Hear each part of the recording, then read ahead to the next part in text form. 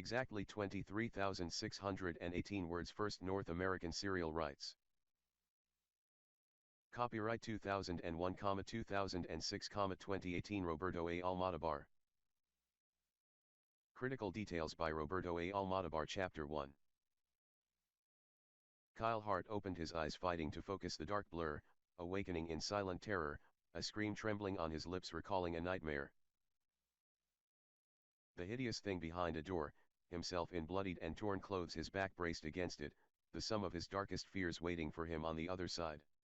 A ripple skated down his spine as his cell phone snapped at the dark. Suddenly he bolted up in bed as he caught up with the torrent of adrenaline rushing through his veins.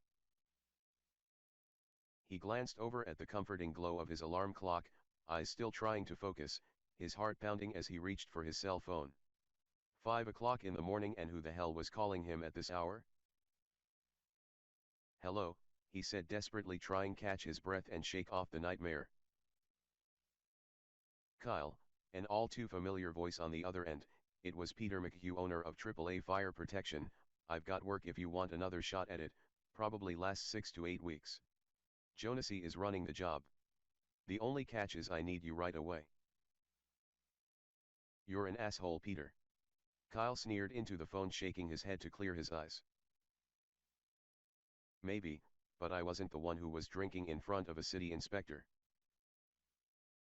The job was finished, it was after 3 p.m. I wasn't running the inspection anyway. I was celebrating. I brought that job in under budget, and fuck if we didn't pass all the inspections, I didn't deserve the layoff. We've been over that. I'm calling you to give you a break. You're still one of the best fitters I've ever hired. So, do you want the work or not? Jonesy needs a good crew for this one." "How soon?" said Kyle as his head cleared. He liked old Jonesy. "Right now, this morning." "Ah. Shit," he blurted. Taking a deep breath, he cleared the sleep from his eyes and fumbled for his nightstand light. "All right," he finally said into the phone while finding the light switch. "I can use the work. What kind of job is it?" "It's a tenant improvement job," said McHugh with a ring in his voice. "Please tell me it's a commercial building," blurted Kyle. He could imagine Peter on the other end of the phone, smiling and loving every bit of it. He almost believed Peter saved up all the shitty jobs just for him.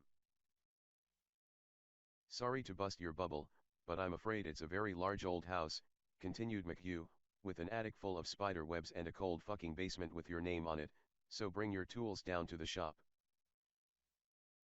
Little Eddie G will be waiting for you." "Oh, and Kyle."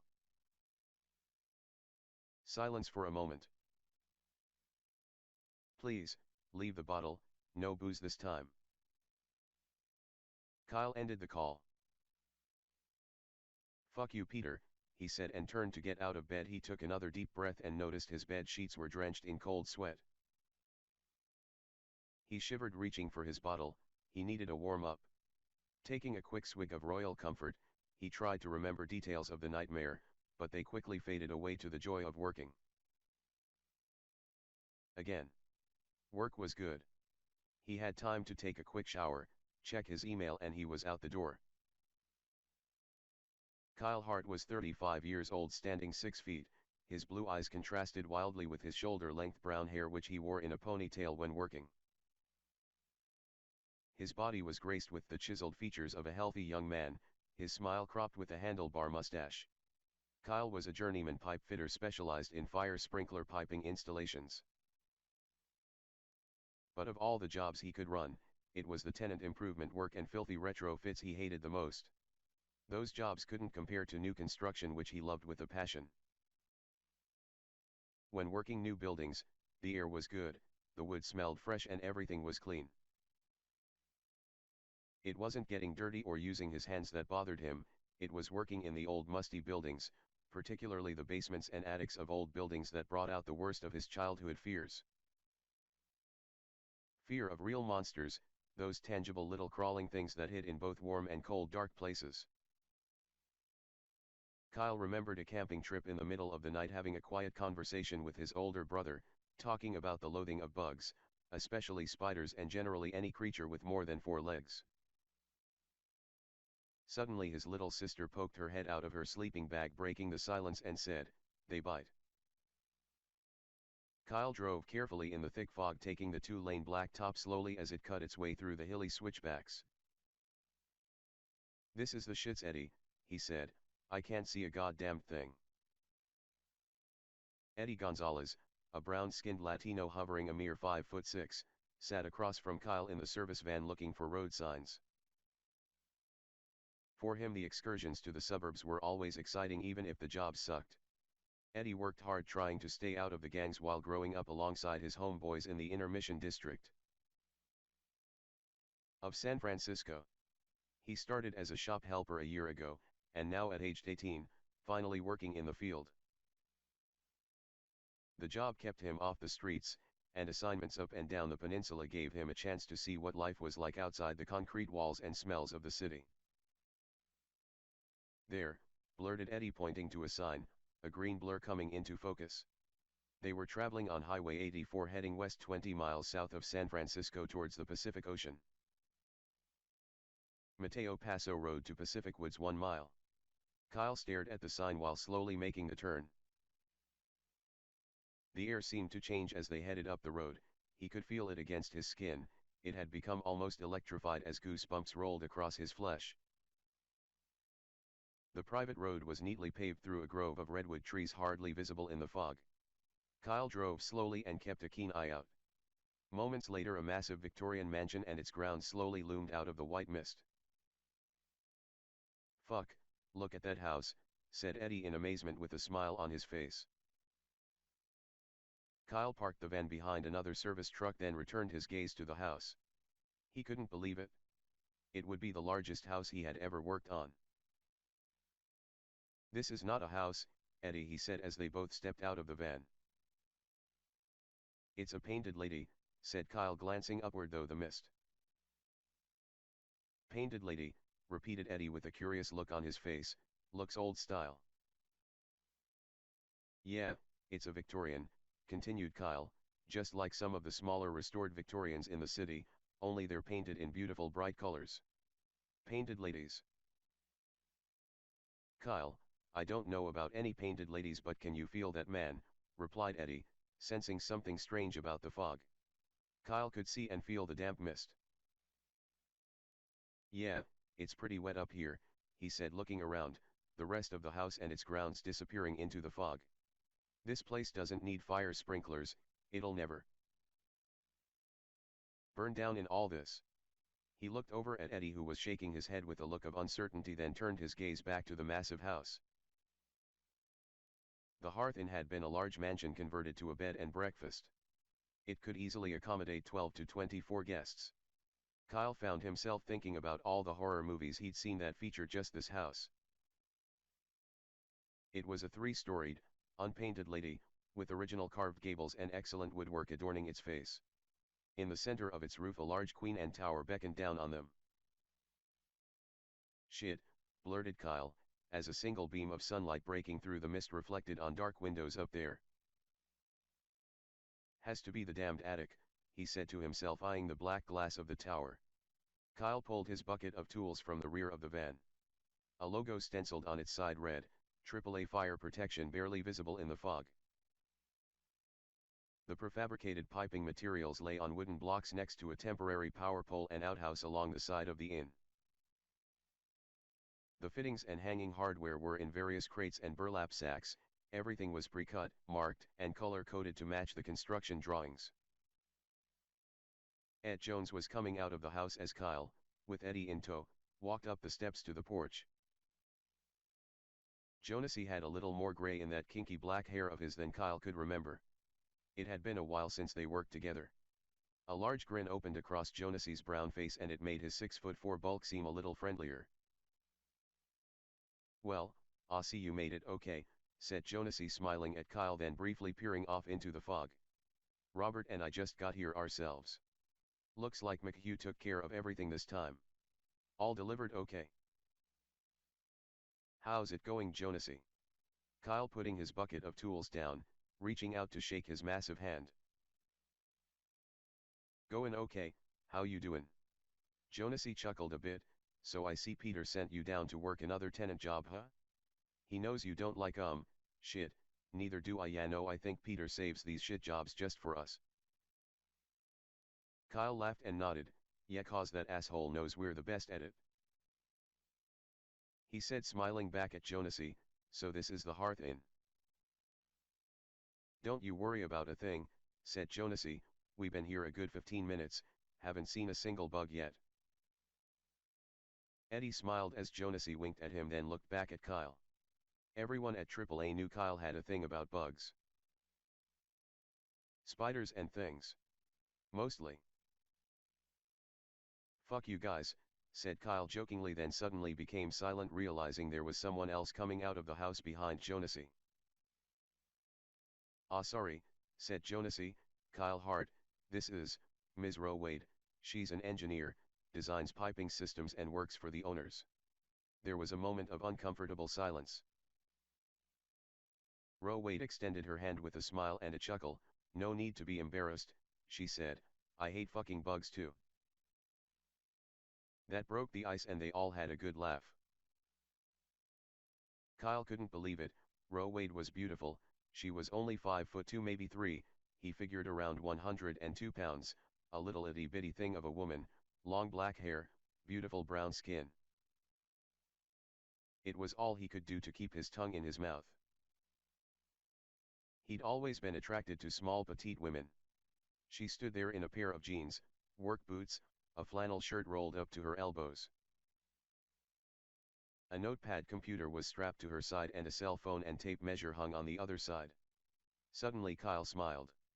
She couldn't have been more than 25. Now how in the hell is a pretty little thing like you going to run any pipe with those tools, he said, pointing at her electronics, smiling. Roe Wade looked back at Kyle with a frown. Well, now that we've had our fun and the formalities are out of the way, she began, her smile disappearing, her voice increasingly louder, make no mistake. I'm here on site to ensure you guys don't fuck anything up. A stinging silence hung in the air. Kyle stopped smiling, looked over at Jonesy for a moment, who only shrugged his shoulders. Eddie was silent. Just show me the drawings, please, said Kyle defiantly, picking up his bucket, walking past her. She stopped him. You won't need your tools, everything you need has been supplied, including hand tools. If you're needing anything else, let me know and it will be provided for you. Jonesy, what's up with this shit? Kyle looked over at him. I'd rather use my own tools if you don't mind. I'm sorry, Mr. Hart, said Roe, it appears you haven't been briefed yet. She glanced up at Jonesy, then back at Kyle, staring up at him, her eyes blazing. Kyle looked over at Jonesy again, who tried not to bust out laughing and pointed to his truck where his own bucket of tools sat. Most fitters became attached to their tools. Pipe wrenches, in particular, became personal and second nature, had a special feel to them once they were broken in. Kyle reluctantly put down his bucket at the entrance and Rose stepped aside. Eddie approached and slowly picked up Kyle's bucket along with his own and took them back to their van. Somehow Kyle felt vulnerable, as if he were giving up his sword. The entry foyer led to a spacious lounge that dwarfed Kyle's own apartment. The first thing that struck him was how clean the place was. A massive black marble and granite fireplace 8 feet high and 20 feet wide took up an entire wall. The opposite wall had a circular staircase that spiraled upwards, leading to a hallway and guest rooms upstairs. The two opposing walls had several bays of large windows, all draped with elegant white curtains. It was absolutely beautiful, not at all what he expected. Christ, blurted Kyle, taking it all in. He whistled, this place must be worth a couple of million. Try 20 million, said Roe, taking the lead, walking past as Kyle followed with Jonesy and Eddie closely behind. Brightly polished hardwood floors and rosewood moldings garnished the rooms and hallways.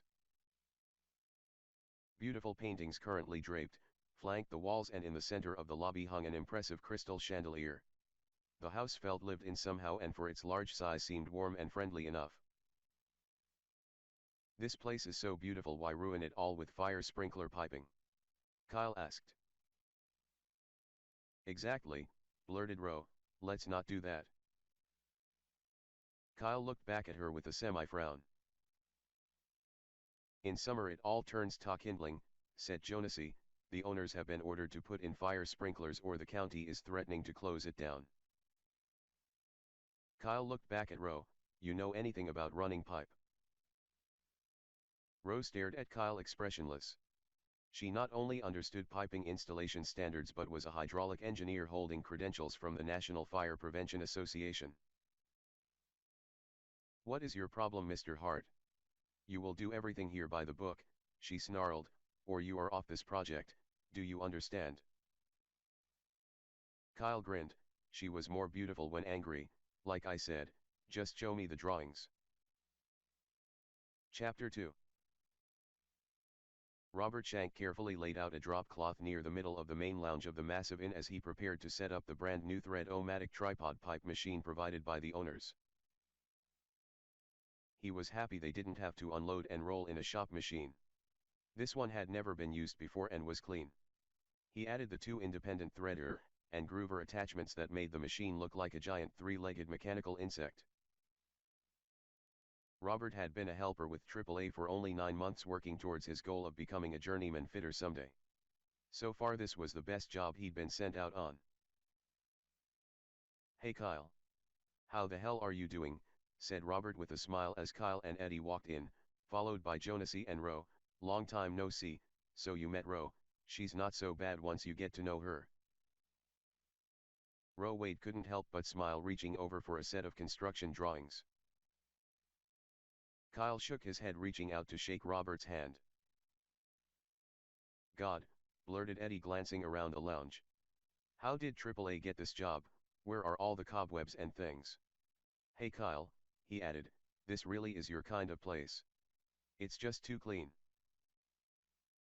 Ro addressed the group, it's important that each of you understand, this job isn't a routine installation.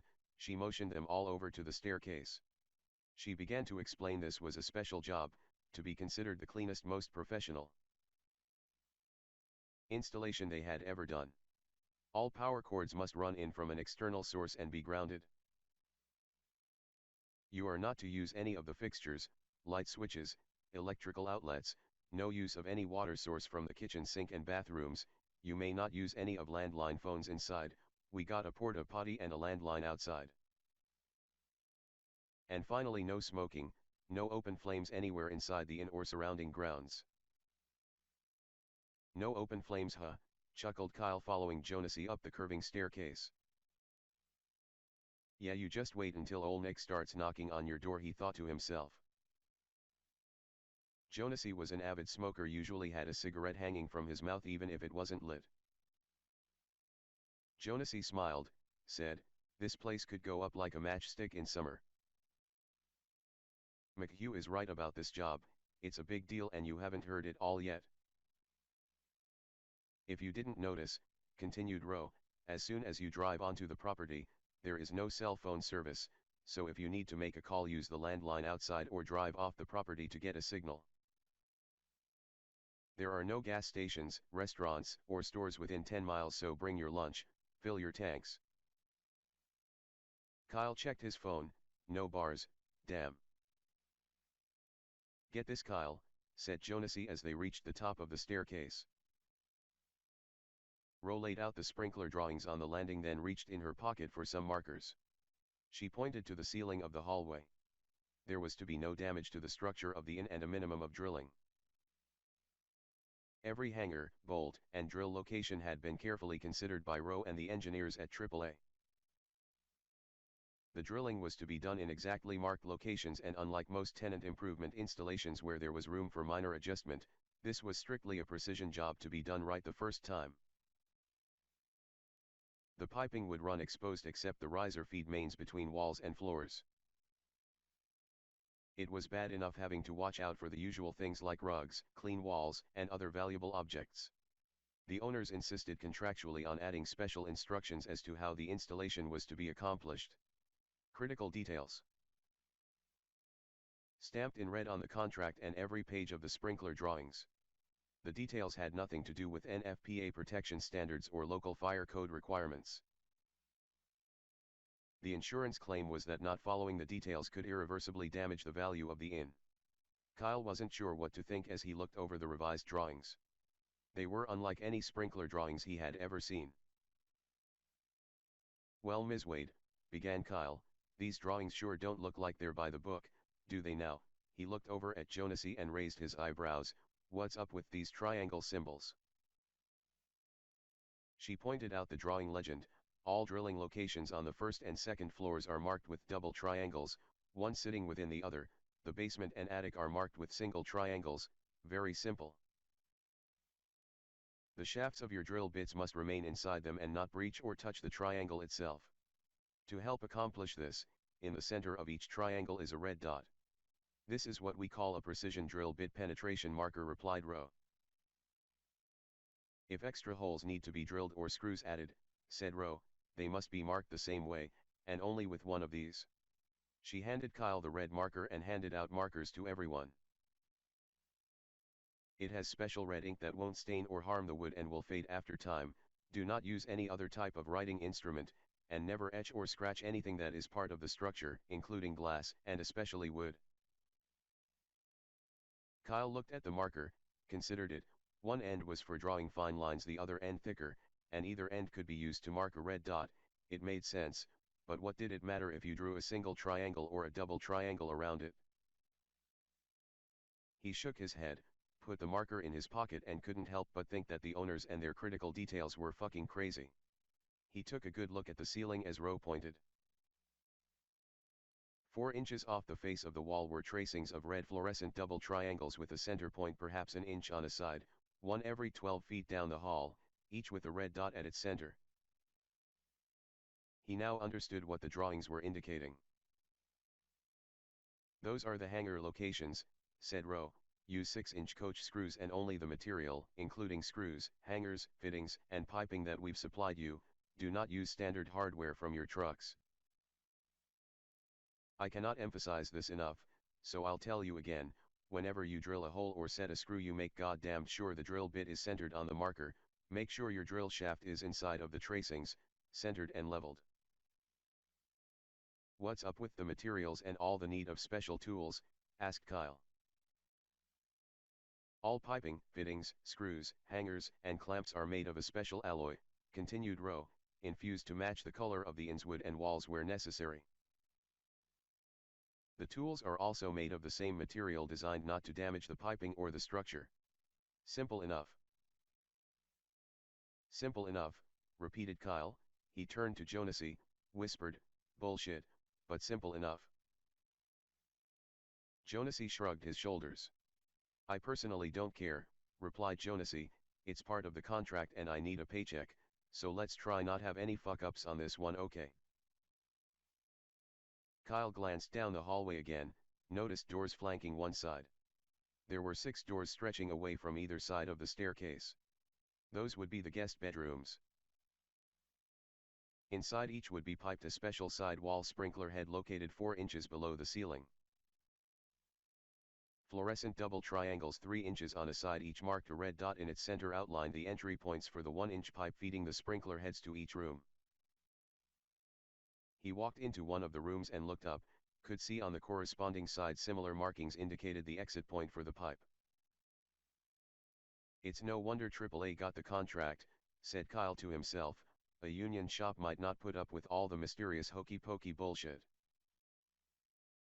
"Gentlemen," said Rowe, "I leave you to set up and get started. I will return tomorrow to check on your progress and answer any additional questions you may have. Oh, and Kyle," she looked at him, "your concern is to do a professional installation, by the book." As Rowe Wade left the grounds and drove away, Kyle turned to Jonesy. "Fuck Jonesy. Who put that little bitch in charge?" "Jesus, Kyle, chill out a little. She's the lead hydraulic engineer hired by the owners, so just pretend she's an inspector. Try to picture her as a short, fat, balding man with a badge." "Yeah, like that's going to happen," blurted Kyle, smiling. Well, there's nothing mechanically wrong with the drawings without all those extra symbols, but I'd bet she's never pulled a goddamned wrench before. Let's get started, said Jonesy.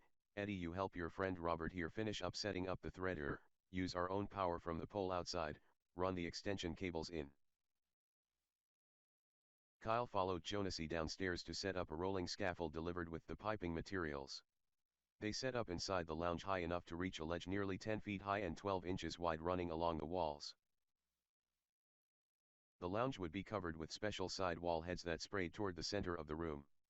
The heads would be fed from a loop of piping around the room hidden by the back edge of the ledge with each head protruding beyond the ledge.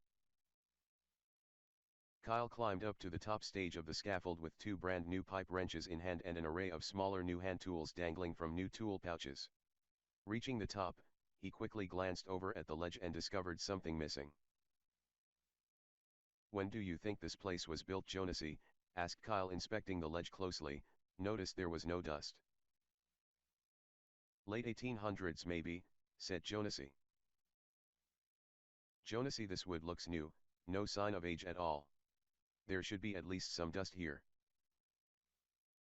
The ledge was antiseptic, no cobwebs, spiders or remnants of bugs.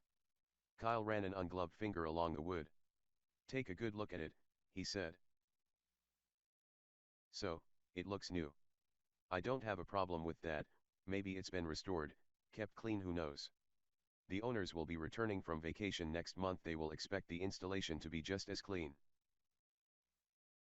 Kyle could see 2 rows of the fluorescent pre-marked double triangles with single red spots, jumping out at him from the clean wood surface. Each tracing measured a 1/4 inch on a side, red dot entry points for the screws holding pipe clamps into place. It bothered him the place was so clean. Eddie G smiled at Robert as they finished laying out the power tools and materials. He reached into his pocket and pulled out a once neatly rolled, now crumpled, marijuana joint. For break, he whispered, showing it. Robert glanced around for any signs of Jonesy or Kyle, then returned the smile. From the start it took time to follow the critical details. Kyle and Jonesy worked carefully not to damage any of the Victorian's original wood moldings or beams. They drilled or set screws in precise locations as indicated. They pulled their wrenches slowly, working the multicolored pipe without slippage. Eddie and Robert worked on the ground, supplying the pre-cut pieces with appropriate fittings. Where necessary they would make custom cuts called down by Jonesy or Kyle. Kyle found himself adding additional support clamps not covered in the drawings but absolutely required by local codes. So much for engineers. Jonesy had him make the triangle drawing with the red dot marker before setting the screws. You know, Jonesy, it feels strange having to draw these cute little triangles. I've never seen these symbols used like this before on the actual structure of any job. The owners must be a little nuts, don't you think? I mean, what the fuck's wrong with a pencil and a simple X? Make the job run faster, don't you think? Jonesy cocked his head and frowned, said, Look, didn't you hear what Roe Wade said? This is not a normal installation, so let's just follow the goddamned instructions. Kyle measured and marked 2 red dots, then made the triangles around each. Something remarkable happened as Kyle drew the triangles. Actually happened when he finished connecting the last points. For an instant the wood grain inside the triangle seemed to shimmer. A surge of surprise and adrenaline shot through Kyle's veins. Fuck. He blurted to himself, taking a closer look. Now that's something new. He rubbed his eyes, was about to say something to Jonesy when it stopped. He'd put in pipe for nearly 15 years and never experienced anything like this, not even when he was stone drunk and high as a kite. Had to be a trick of the light, an optical illusion caused by the red fluorescent ink, had to be. The next morning Roe was upset by the addition of several clamps added that were not in the drawings. She compared before and after shots of every phase of the installation. We've got to be clear on this, guys. I'll admit the extra clamps were necessary and I would have approved them, but you need to inform me before you do it. Jonesy apologized even as Kyle smiled. By the book, Ms. Wade, said Kyle, chuckling, waving his marker. Next phase had them hanging 2-inch main piping down the hallways of each floor. By lunchtime the backbone of the system was in place and they were ready to begin piping the rest. "All right," said Jonesy when everyone stopped for lunch, "we split into 2 crews. 2 of us will start at the first floor hallway, then work down to the basement. The other 2 at the attic and work down to the second." He pointed to Eddie and Robert. "You 2 take special care. I don't want any fuck-ups." "Okay, let's flip for it," said Eddie. "Winner calls it." He smiled over at Robert, then at Jonesy. "Flip for what?" Kyle looking around frustrated. "Come on Kyle," blurted out Eddie, with a smile. "You hate basements, shit, you hate the attics too, but it would be nice to have a choice." Jonesy won the toss and elected to start in the attic. He turned, shrugging his shoulders at Kyle, who had a mixed expression on his face. It didn't matter to Kyle, he knew that spiders and things would be waiting for him either way. Chapter 3. The job was a basic Christmas tree design coming off a 120-foot long run of pipe 2 inches in diameter hanging down one corner of each floor hallway. Branch lines off this would reduce down in size, ending in exposed sprinkler heads in each of the 12 rooms and the bathrooms at both ends of the hallway.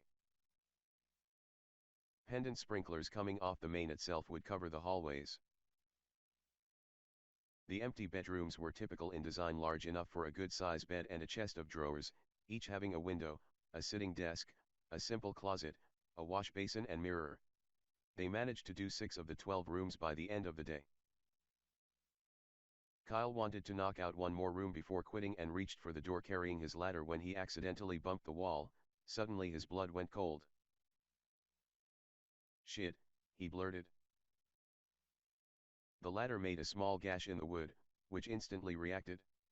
He felt a quick tremor rumble throughout the entire structure of the inn, the wall shimmering at the contact point, then the gash disappeared as if the wall healed itself. Kyle's heart began to pound as a raging torrent of red ice roared through his veins. He recognized this place now from some horrible nightmare. The vision of a part human, part reptilian thing revealed itself, staring him in the face. Its hot putrid breath stinging his nostrils, yellow cat's eyes holding him there. Kyle could feel his heart hammering, skin turning to goose flesh as the thing considered him. Its scaly tail thrashed the air wildly. Then it smiled, seemed to recognize him, black cold lips stretching over sharp ivory. "It's mine." It hissed as one of its cold talons reached for Kyle's soul and gently squeezed there. Kyle nearly dropped the ladder and let out a stifled scream. Eddie was right behind him and jumped back. The vision was gone as quickly as it had come, but Kyle's heart continued to hammer away as he stared at the unblemished wall in horror. It fixed itself and showed him his own nightmare. "You all right, Kyle?" asked Eddie. He'd never seen Kyle spooked like this before. "Fuck," blurted Kyle, almost panting, "didn't you see that?" "I didn't see anything," replied Eddie, looking around for signs of bugs or spiders. The last time Kyle freaked, he dropped a 24-inch steel pipe wrench through a plate glass window while trying to kill some spider crawling on his neck. McHugh accused him of being drunk and pulled him off. "You didn't see my ladder bump and scratch the wall?" "No, I was right behind you. Are you okay, Kyle?" Yeah, I'm okay," Kyle blurted, but he wasn't. Kyle finished in half the time it took to do other rooms and never settled down the rest of the day. The vision of the wall and the creature stayed with him, and suddenly he had an uneasy feeling about the job as they drove off the property. The next morning the fog burned off by noon, revealing how beautiful the grounds could be. Kyle had mixed feelings when Jonesy let him know Wade would be off for a couple of days. She was a pain in the ass, but on the other hand, beautiful women always made a job site pleasant to work on. He guessed deep down inside he might miss her. Eddie and Robert went through their afternoon ritual, a walk into the woods, a quick smoke, then a sandwich before heading back. Eddie leaned up against a tree, pulled out a crumpled joint, lit, then took a good drag off of it, handed it to Robert. "You?" "No, he said, trying to hold as much of the sweet smoke in his lungs as possible. There's something wrong about this place. You think it's haunted? Asked Robert, passing it back, smiling. I don't know, but somehow it seems too perfect. Robert smiled as he could feel the pot taking effect, a warm, smooth, gentle wash tickling the base of his brain. Well, so far, he said, I haven't seen any ghosts or goblins. He said, the place is so clean you could eat off the floor and I can deal with that.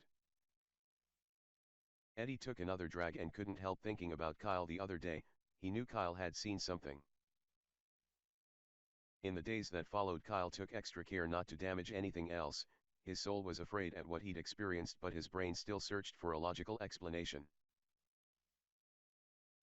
The last thing he needed right now was to have Jonesy telling McHugh he was seeing things. If it really did happen, he needed a way to prove it to everyone. They were done with the hallway and bedrooms. The rest of the first floor had a large kitchen with a pantry off to the side, a large dining room, and a library study den.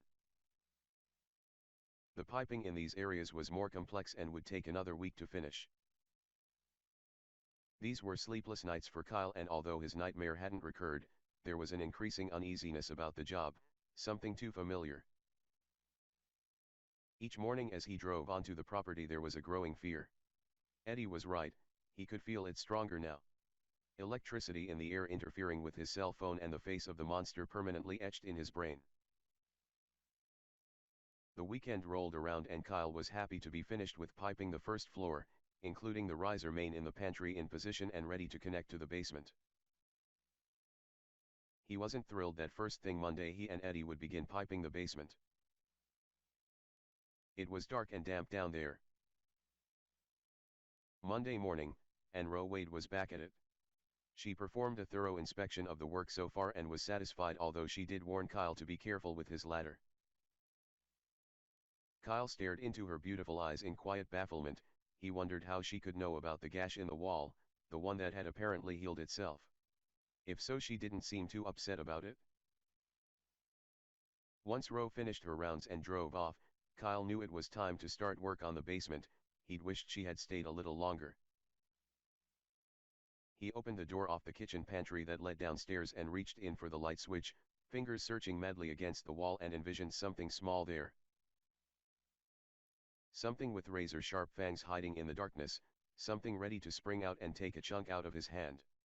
Maybe just a little spider or worse. Fingers groping madly against the wall, he jumped when he felt cobwebs touch his face.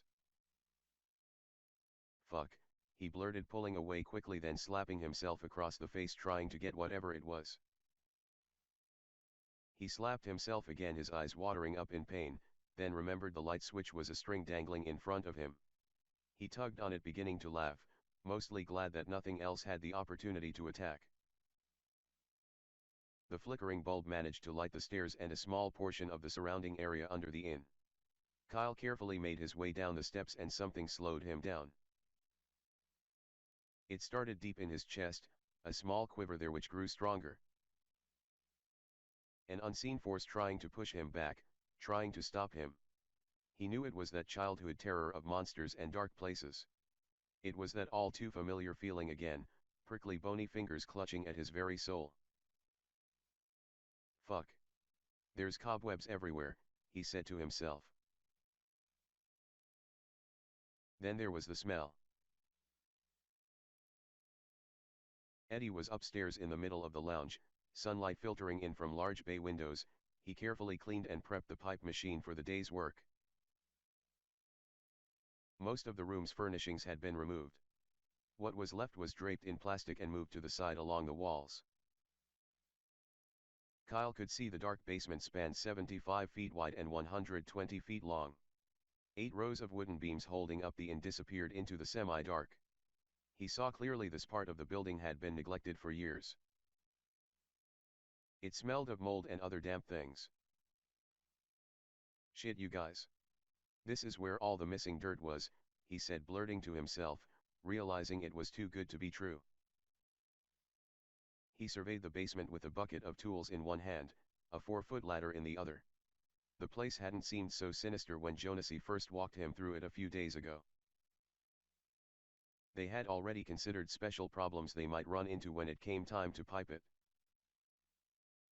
It didn't bother Kyle then with the whine of the thread-o-matic working upstairs and Jonasy's presence comforting him, but now he was alone and an eerie silence hung in the musty air. Dark and damp air. Kyle nervously set up a string of lights down the center of the basement as far as they would reach. He noticed a thick layer of fine dust as he pulled the line. He would have to ring them later in order to light up the far end. The lights only made everything worse. They created moving shadows that bounced off old dust-ridden beams and joists, exposing fresh spider webbing and small crawling living things. The shadows left plenty of nooks and crannies for other things to hide in. The floor began to move.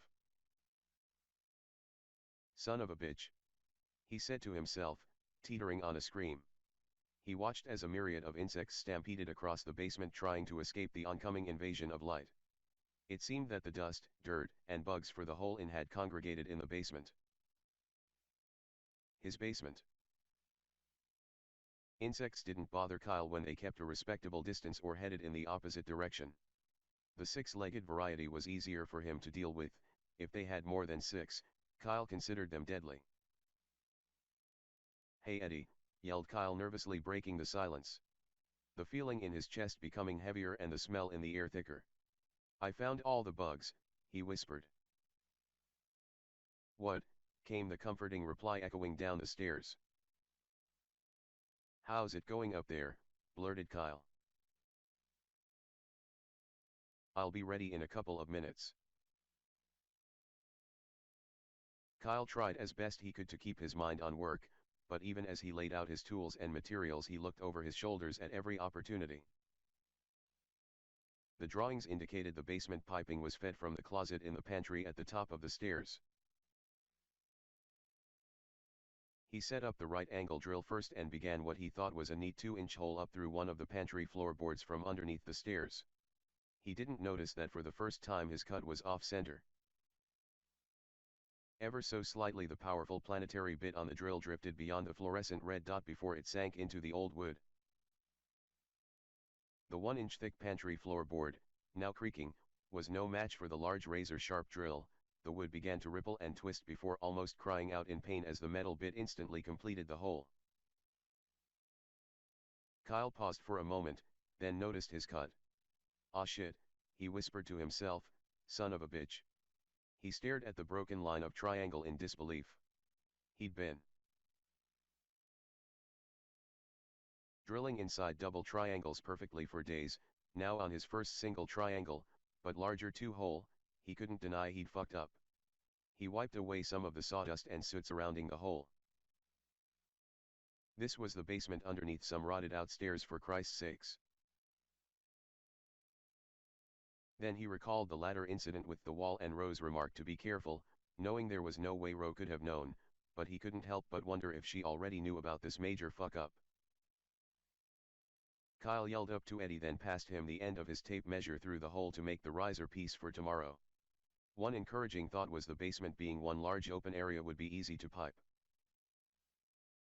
By the afternoon Kyle felt a little better, his mind almost convinced there was nothing sinister waiting for him. The spiders and little crawling things seemed to cooperate, remaining in the shadows. At the end of the day he and Eddie had finished most of the basement. There were only 2 of 8 lines left, which ran parallel with the wood beams under the inn and the 2-inch piece which would connect the basement to the first floor pantry. Chapter 4. The next morning Jonesy came down to the basement to view the progress. He liked Kyle, never had to babysit him. He was a good pipe fitter when he was sober, and even though he complained about bugs and had a thing about spiders, he always got the job done. Jonesy could see the piping under the house was mechanical and made the basement look friendlier somehow. Eddie came down the stairs behind him, carrying his tool bucket, smiling and whistling some unfamiliar tune. "Why are you so happy this morning?" asked Jonesy, looking at him. "You get laid last night or something?" "I wish," Eddie passing Jonesy on the stairs. "I'm going to a concert tonight. Anything can happen, I might even get laid." Jonesy chuckled and shook his head, then returned his attention to inspecting the installation. "Looks good," he said, walking down the completed lines. He came back underneath the stair landing and looked for the 2-inch hole Kyle drilled yesterday. "Hey Kyle, I thought you said you drilled a hole here."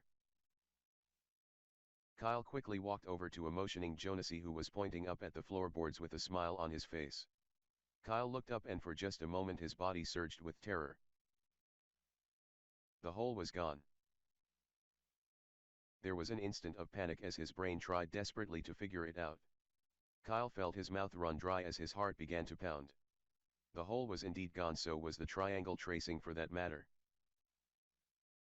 "Jonesy, I drilled that goddamned hole, I passed my tape through it and Eddie took the fucking measurement." He stared at the spot, inspected it carefully. There was no indication that the wood had been touched at all or even replaced. It was as if it had never been drilled. "No fucking way," blurted Kyle. He was feeling sick, unconsciously bit his lip. "Tasted blood." "Son of a bitch," yelled Kyle, glancing at Eddie, then back to Jonesy, who gave him a strange look. "Don't look at me like that," he continued. "I swear to God I drilled a fucking hole here yesterday."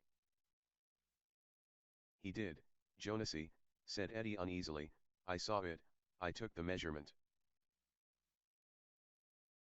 "Okay, you two," Jonesy smiling, "stop all the bullshit. I don't see a hole, do you guys?" "Motherfucker, looks like it just grew back," blurted Eddie, who was dismayed at the event. Jonesy wasn't buying it. He figured they were both in on it. Turning to leave, he chuckled. "I'll tell you what," continued Jonesy, "you guys re-drill the fucking hole and shove a piece of pipe through it.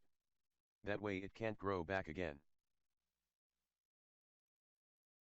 Kyle wasn't amused and looked around the basement suspiciously. He smiled. It all had to be a practical joke. Wood doesn't grow back, and walls don't heal. Perhaps even Roe Wade was in on the joke. What other explanation could there be? He fought the possibility that his accident yesterday had anything to do with it. He couldn't accept that. He was afraid of spiders and bugs, all right, but they were real and had teeth. Haunted houses, the bogeyman, and critical details, now that was a different story. His rational mind decided someone was playing an elaborate joke. There was no trace of sawdust, no evidence the wood had been tampered with. He was hoping desperately that Alan Funt and the whole candid camera crew of the 1980s would turn on the lights and come out lurking from the darkness. Alan would simply tell him a crew replaced the entire length of the plank in the middle of the night. Of course they would let him sweat a little first for the cameras. "Kyle," said Eddie, carefully inspecting the wood, "what the fuck?" "How should I know?" blurted Kyle, the smile on his face fading, his suspicions turning to anger. "Someone has to be fucking with us." He turned to Jonesy, who shook his head and disappeared up the stairs. "Eddie, you go ahead, make the piece we measured yesterday, make it thread by groove. I'll drill the hole again." Kyle set up the right angle, but realized without the pre-marked tracing he would have to begin a careful measurement to re-establish the correct position for the penetration point based on the drawings, then draw the ridiculous triangle around it before beginning another hole. 15 minutes later he had the correct position, made the red dot, drew the triangle. He made sure the triangle was large enough to encompass the 2-inch drill bit. He began a new hole, carefully positioned the tip of the drill bit right on the red dot, pressed it into the wood, then pressed the trigger. To his dismay, the drill bit again was pushed out of position from an unseen force as it quickly penetrated the plank. "Motherfucker," he blurted, stopping the cut, but it was too late. The wood started creaking in anguish again. "Critical details, my ass," blurted Kyle, finishing his cut. The house creaked again. Eddie was upstairs and suddenly screamed, jumping, as the thread-o-matic came to life on its own just as he was inserting the pipe. He checked frantically that his boot had not pressed on the floor trigger. The jaws of the threader hadn't been set and locked, yet it still managed to snag enough of it at a bad angle. He let go as the pipe jammed against the machine's frame and began to bend from the force of its powerful motor. "Shit," blurted Eddie frantically, trying to flick the manual switch off along the side of the machine. As he switched it off, the pipe catapulted from the machine's jaws, narrowly missing him, soaring end over end across the room, shattering glass. "Kyle," he screeched in terror as his blood ran cold. He couldn't believe what he was seeing. The machine continued to grind away, opening and closing its jaws like some hungry animal. That was impossible. The jaws had to be locked and unlocked manually. Then the thread-o-matic did something unexpected. It slowly turned on its tripod legs and seemed to look at him, its independent attachments taking a threatening pose. Eddie screamed again, grabbing the power cord and giving it a hard tug. He pulled the plug out from the extension cord, but to his utter shock the machine never stopped. It continued to move towards him like some fantastic animated special effect, robot-like, the sound of its motor roaring. Eddie stood there panting wildly, staring at it in absolute horror, his mind spinning and heart hammering. It couldn't be happening, but it was. Jaws opening and closing.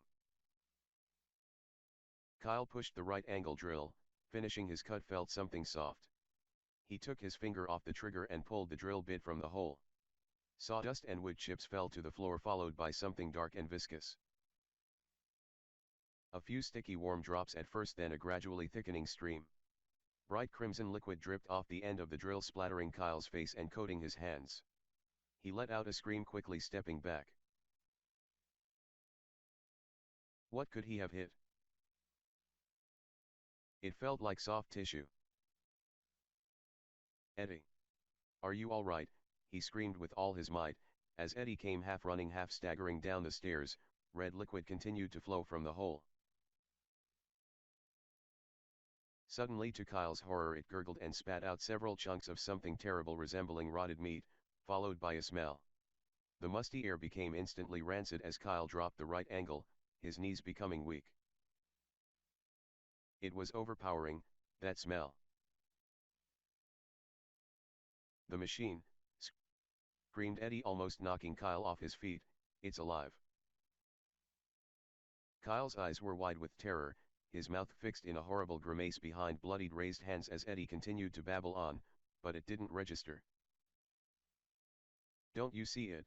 screeched Kyle, shaking badly and pointing to where the blood and chunks of rotted meat were building up on the floor. Eddie quickly looked up and could see the newly drilled hole and sawdust, some of it still in the air, gently filtering down. "Something's wrong with the machine," he screamed, almost out of breath, staring at Kyle in the same way he stared back. Suddenly a large mass of crimson-soaked tissue emerged from the hole and splashed into Eddie's hair. It seemed to glisten and pulsate as it dripped off to one side. Kyle gasped in terror, stepped back, his heart pounding furiously. "Kyle," screeched Eddie, "it won't turn off." He noticed the expression on Kyle's face and began to panic as Kyle backed away from him. He couldn't understand what was going on as he cleared sawdust from his hair. "Don't you smell it?" blurted Kyle, trying not to inhale the stench as he took another breath. Eddie sniffed the thick musty air but could only think of the madness upstairs. "Smell what?" said Eddie, puzzled. "Jesus Christ," screamed Kyle, "Eddie, don't you see all the blood?" "I don't see shit, man," screeched Eddie as Kyle watched the blood come to a slow drip, then stopped. The puddle on the ground faded from view, the blood on his face and hands gone, only sawdust left behind and a neatly drilled hole.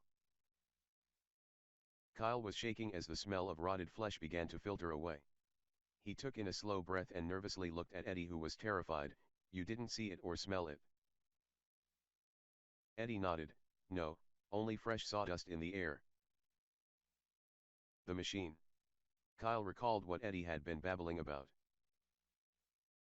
Eddie's story was just as unbelievable, and when they both made their way up from the basement, everything seemed normal again. The thread-o-matic was sitting where it had been set up in the center of the lounge, only its power cord unplugged like some exotic tail, along with its foot trigger cord trailing behind. The window, which Eddie claimed had been broken, seemed perfectly fine, and in the jaws of the thread-o-matic hung an unblemished piece of pipe. That machine chased me, blurted Eddie. I swear to God it came to life. What the hell is going on down there? Jonesy yelling from the second floor. Kyle knew there had to be an explanation. The critical details had been breached and strange shit started to happen. The prospect of not knowing what might be next sent a cold chill through him. His gut feeling told him to quit, fuck it, and walk off the job. It's okay, Jonesy, the machine just jammed up, said Kyle, motioning for Eddie to remain silent. When Jonesy was gone from view, he turned to him. I don't know about you, said Kyle, but I really need a cold fucking drink about now. He walked over to the machine, stared at it suspiciously, then looked back at Eddie, who was too frightened to come near it. Do you want to quit? Asked Kyle, staring into his eyes. There was genuine fear there in those young eyes, as much as his own after what they both experienced. Eddie shrugged his shoulders, considered the consequences, said, if I walk off the job I may never work for AAA again. McHugh will never believe what I saw. I've got bills to pay. He shook his head, said, everyone will think we're fucking crazy. I don't know what's going on, continued Kyle, maybe there's something to the critical details, something else these owners aren't telling us. I admitted, looks like I fucked up, but not without the assistance of something else in the house, or someone is trying to scare us. Yeah, well, I'm scared shitless, blurted Eddie. Okay, let's just finish up. The faster we finish, the faster we're out of here. Go ahead, plug the machine back in, we'll test it together. It took Eddie a moment before carefully approaching the end of the cord, hesitated before touching it. How could he not be afraid of it now? Finally he picked up the end and quickly plugged it back in. They took the machine through its paces. After it seemed to behave normally, Eddie managed to finish the section of pipe as Kyle returned to the basement. Kyle wanted to stub it through the hole as soon as possible. He had a secret fear of it, just as Eddie was afraid of the machine upstairs. He was frightened the new hole might grow back again, more fearful of having to drill another one. Kyle looked up as Eddie passed the pipe through, aligning the threaded end with the elbow fitting coming off the main to feed the basement, and another adrenaline rush hit his system as he saw the wood grain shimmering. The lines in the wood seemed to be waving like so many worms, alive somehow. Those visions were quickly blanked out as the pipe was pushed into position. Kyle wasted no time screwing it into position using one of the 24 pipe wrenches to pull and tighten it into place. It only took a few minutes to prepare the rubber-booted clamp that completed the joining of the grooved end of the basement piping to the remaining piping throughout the inn. Won't grow back now, said Kyle, smiling, triumphant. Suddenly in the dim light Kyle spotted the bottle. A fifth of Royal Comfort Smooth Whiskey. His mouth and throat went instantly dry as he considered the impossibility of it all. He needed a drink badly, there was just too much going on. He quickly glanced around the basement suspiciously, then retrieved the bottle. Oh baby, where in the hell did you come from? He opened the bottle, took a sniff, then a taste followed by several swigs. Chapter 5.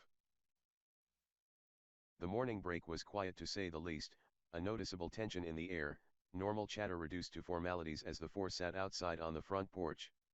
Jonesy whipped out a cigarette then promptly lit it. Hey Jonesy, said Eddie as Jonesy flicked his lighter, you can't do that. No open flames, remember? Critical details. Ro is going to kick your ass, besides that's bad for your health. Fuck you, I'm smoking this right here, said Jonesy, I'd worry about my own goddamned health if I were you. I'm tired of you and Robert here coming back after lunch half-baked, you got it. Silence hung in the air. Kyle sensed Jonesy was nervous about something. Eddie had picked the wrong time to try and pull his string. Kyle looked over at Eddie, who turned away. Robert cleared his throat. Hey Jonesy, asked Kyle, how's it going upstairs? You've been quiet this morning, not at all the Jonesy I know. Jonesy looked over at Kyle, took another puff, said, it's going okay, a little slow, but okay. Ed Jones had been a pipe fitter for almost 30 years, and in those years he had run pipe in every place imaginable. He found a human skeleton behind a wall once, made all the papers, but that didn't bother him much. He wasn't afraid of houses, or the dark. The attic tower, as it turned out, was well lit and uncluttered. 4 large skylights provided plenty of light, and the absence of stored furniture or boxes made it easy to work in. Jonesy was grateful for winning the toss. He knew that Kyle had it much worse down in the basement. It was when Jonesy asked Robert to bring the set of drawings up to the attic that it happened. Robert drove a nail through the drawing to pin it against a wooden beam. "Robert," screeched Jonesy, too late to stop him, "don't." The attic shuddered violently as the nail penetrated the wood, then seemed to quiver behind the drawing. Suddenly there was a stream of red ooze. Jonesy couldn't believe his eyes as he watched the liquid run down the beam to the floor and form a pool there. "Fuck," screamed Jonesy, stepping back. The drawing was turning black, stained with rapidly clotting blood. Suddenly there was an eruption into a full spray, like a sprinkler quenching a fire. Robert stood there watching Jonesy, who had become hysterical and was cowering into a corner. "Pull the fucking nail out," screamed Jonesy, covering his face from the spray. Robert stood there with the hammer still in his hand, not seeing the red mist fill the attic. "Pull the fucking nail out, you asshole," screamed Jonesy again. Robert reached forward and used the claw hammer to quickly pull the nail out. The drawing fluttered to the floor. He couldn't understand what the big deal was. Why was Jonesy screaming? Jonesy panted wildly. Suddenly there wasn't a trace of blood or a hole in the wood. Even the dried blood on the drawing disappeared. The only thing remaining was a hole in the drawing and one slightly bent nail on the floor. "You okay, Jonesy?" said Robert, reaching down to pick up the drawing. "Critical details," screeched Jonesy, "one more mistake like that and you're off this fucking job." Robert nodded, wide-eyed with confusion. His brain refused to acknowledge the missing hole in the wood. He quickly passed his fingertips over where the hole should have been and just shook his head. These were things Jonesy nor Robert mentioned at break. "Hey Kyle, you finally get that hole done?" "Yeah, it's done, Jonesy," Kyle looking over at Eddie, then back to Jonesy. "We should be finished down there by tomorrow." "Great, we're on schedule. Just everyone remember about the goddamned critical details." Jonesy glared at Robert. Kyle caught the exchange but remained silent. Break was over, and everyone returned to their respective tasks, although no one, including Jonesy, seemed in a particular hurry to get back. Jonesy and Robert finished the attic without further incident and began to hang the second floor. Kyle was ringing the lights to light up the far end of the basement when he tripped over the power cord and hit the dust. He cursed in the semi-darkness, quickly getting to his feet, and when he plugged the lights back in he screamed. The spider quickly scampered down his leg.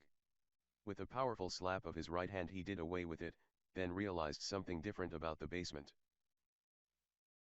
"Eddie, get the fuck down here." A cellar door had appeared at the far end of the basement in the middle of the floor. A door he knew damn well wasn't there before. He double-checked his set of drawings. No door, no cellar. How could they have missed it in the middle of the floor like that?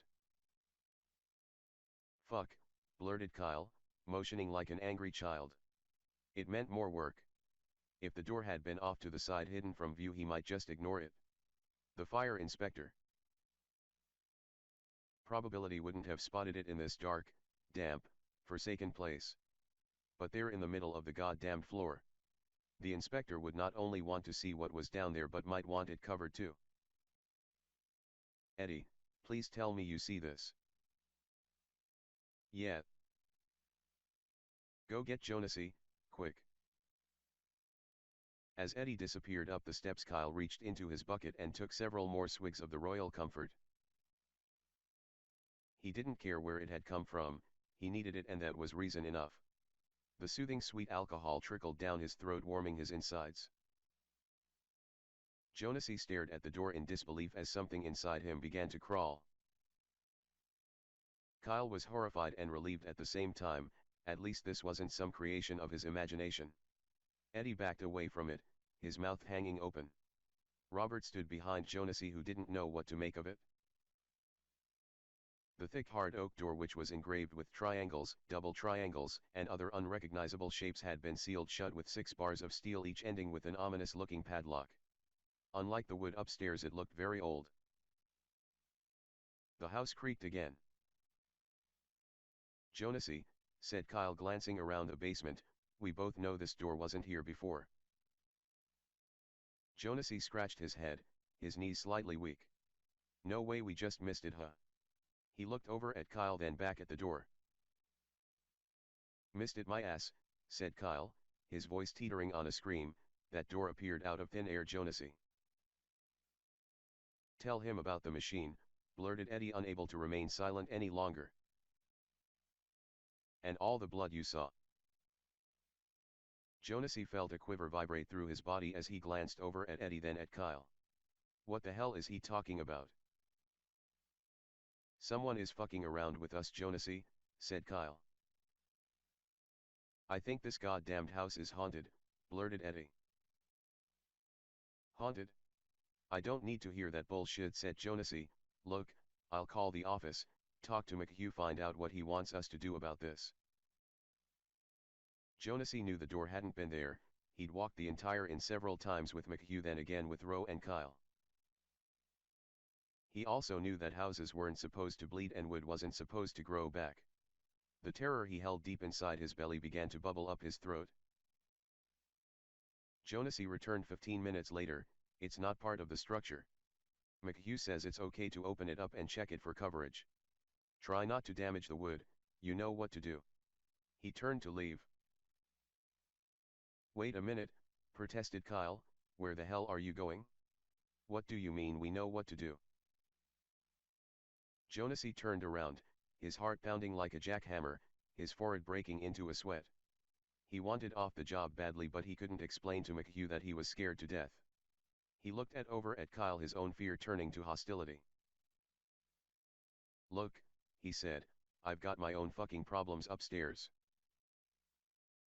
Kyle could see that Jonesy was terrified, almost pleading with him. He saw the look in his eyes. Something had scared the hell out of the old man, and he wasn't ready to tell all. "Jonesy, what did you see up there?" asked Kyle, looking over at Robert, who raised his eyebrows. "Let's just hurry up, finish this fucking job and get the hell out of here," said Jonesy. Kyle shook his head. "Fuck," he said to himself. He considered his options, looking over at Eddie as Jonesy disappeared. He felt his legs trembling, a sense of fear building. Reaching into his bucket, he took another swig from the bottle. Finally a gentle buzz began to settle in. He gave in to the critical details and decided to draw a large triangle around the entire door and surrounding concrete.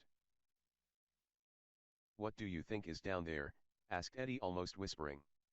"I'm about ready to walk off this job, so whatever we're going to do, let's get it over with." Kyle knew Eddie was right.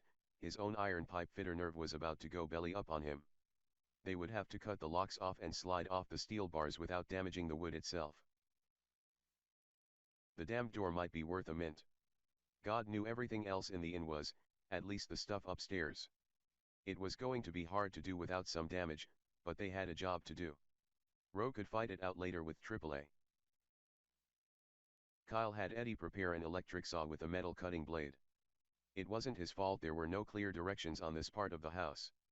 The critical details nor the drawings mentioned anything of a sub-basement. If a fire did start down there without coverage, the whole inn could just burn up from underneath, fall off its foundations and make all the rest of the work useless. The owners would be real thrilled about that. Besides, there was the inspector to please. Kyle walked over to the door with saw in hand, knelt down, considered the padlock. The royal comfort now beginning help wash out his terror. He started cutting. As the metal cutting blade slowly made its way through what must have been stainless steel, Kyle's imagination began to run on him. He recalled how the hole he drilled had vanished and all the blood when he drilled another one. He wondered what terrible things Jonesy must have seen in the attic, and his mind tried to envision what it must have looked like when the thread-o-matic chased Eddie. All these things must have a meaning. Why was this door secured so solidly? Why use steel bars and locks that the devil himself couldn't get off? Was someone trying to hide some terrible family secret or keep something locked in? With that last thought, Kyle paused for a moment, taking his finger off the trigger as the rapidly jigging blade came to a standstill. He looked around at the fluorescent triangle, somehow feeling comfortable sitting inside the silly drawing. Silence. He looked over at Eddie, smiled, said, "Just storage down there, Eddie, that's all." It had taken nearly 20 minutes to cut through the padlocks and nearly as long to remove each bar. They found themselves changing to a new blade at the end of each cut. One by one the metal bars popped as if under a great deal of pressure. Kyle and Eddie took turns stopping only for lunch. By the time they had cut through them, it was the end of the day. They still had the remainder of the basement to pipe and whatever lay underneath the door. "Shit," said Eddie, "we spent all fucking day on a door. I hope it isn't too large down there," added Kyle as he cut through the last padlock and they were ready for the popping of the last steel bar under pressure. The door suddenly lurched upward. It tore itself off its hinges, almost taking head slamming into the basement joists with a force that rocked the entire house. Kyle yelled to take cover as an explosion of splintering wood came crashing down wildly. The heavy door effectively smashed most of the lights and the basement became dark save for one light bulb. There was an instant bite of cold as a rush of air escaped from the opening. "Fuck," panted Eddie, instinctively rolling backward, cowering on the opposite side. He placed his hands over his head, and in that dreadful moment his heart skipped a beat as the crashing door and shattering light bulbs filled his world. He let out a short scream, sucked in a deep breath, then realized the door just missed him. "Eddie," screamed Kyle, still holding the saw which buzzed madly in his panic-stricken grasp. He had recoiled against a wood post, shielding his head with the saw while staring at the open sub-basement doorway now half hidden in the shadows. The dust began to settle. The house creaked again loudly. Eddie slowly poked his head up, sobbing. "Fuck this," he screamed, clearing dust from his face. The air had become so cold he could see his own breath in the dim light while a shiver rolled across his spine. "I'm getting the hell out of here." Kyle finally relaxed his grip on the saw but never put it down, holding it in front of him like a weapon.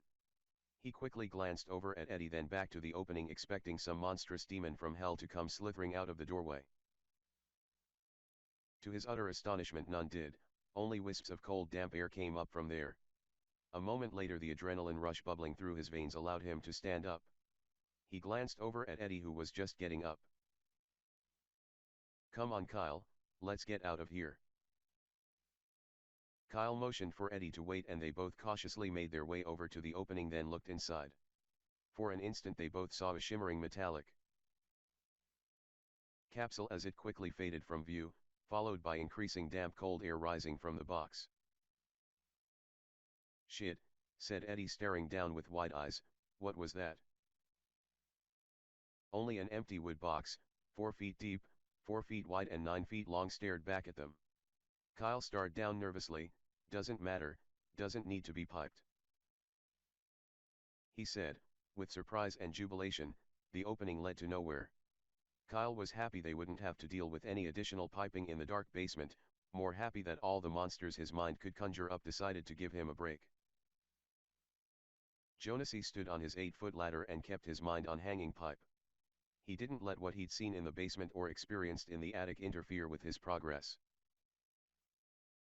Robert would hand up a length of pipe, he would stab them through the hangers they had already prepared, then connect and make on the fittings using his wrenches.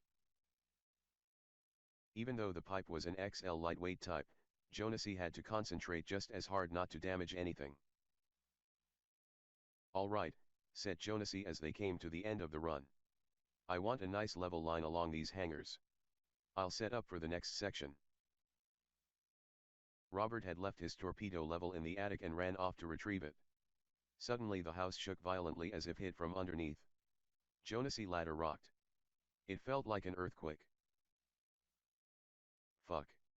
Jonesy yelled, wrapping his arms around the top rung of the ladder. A moment later Robert came bolting down the hallway trying to hold his balance as the house settled down.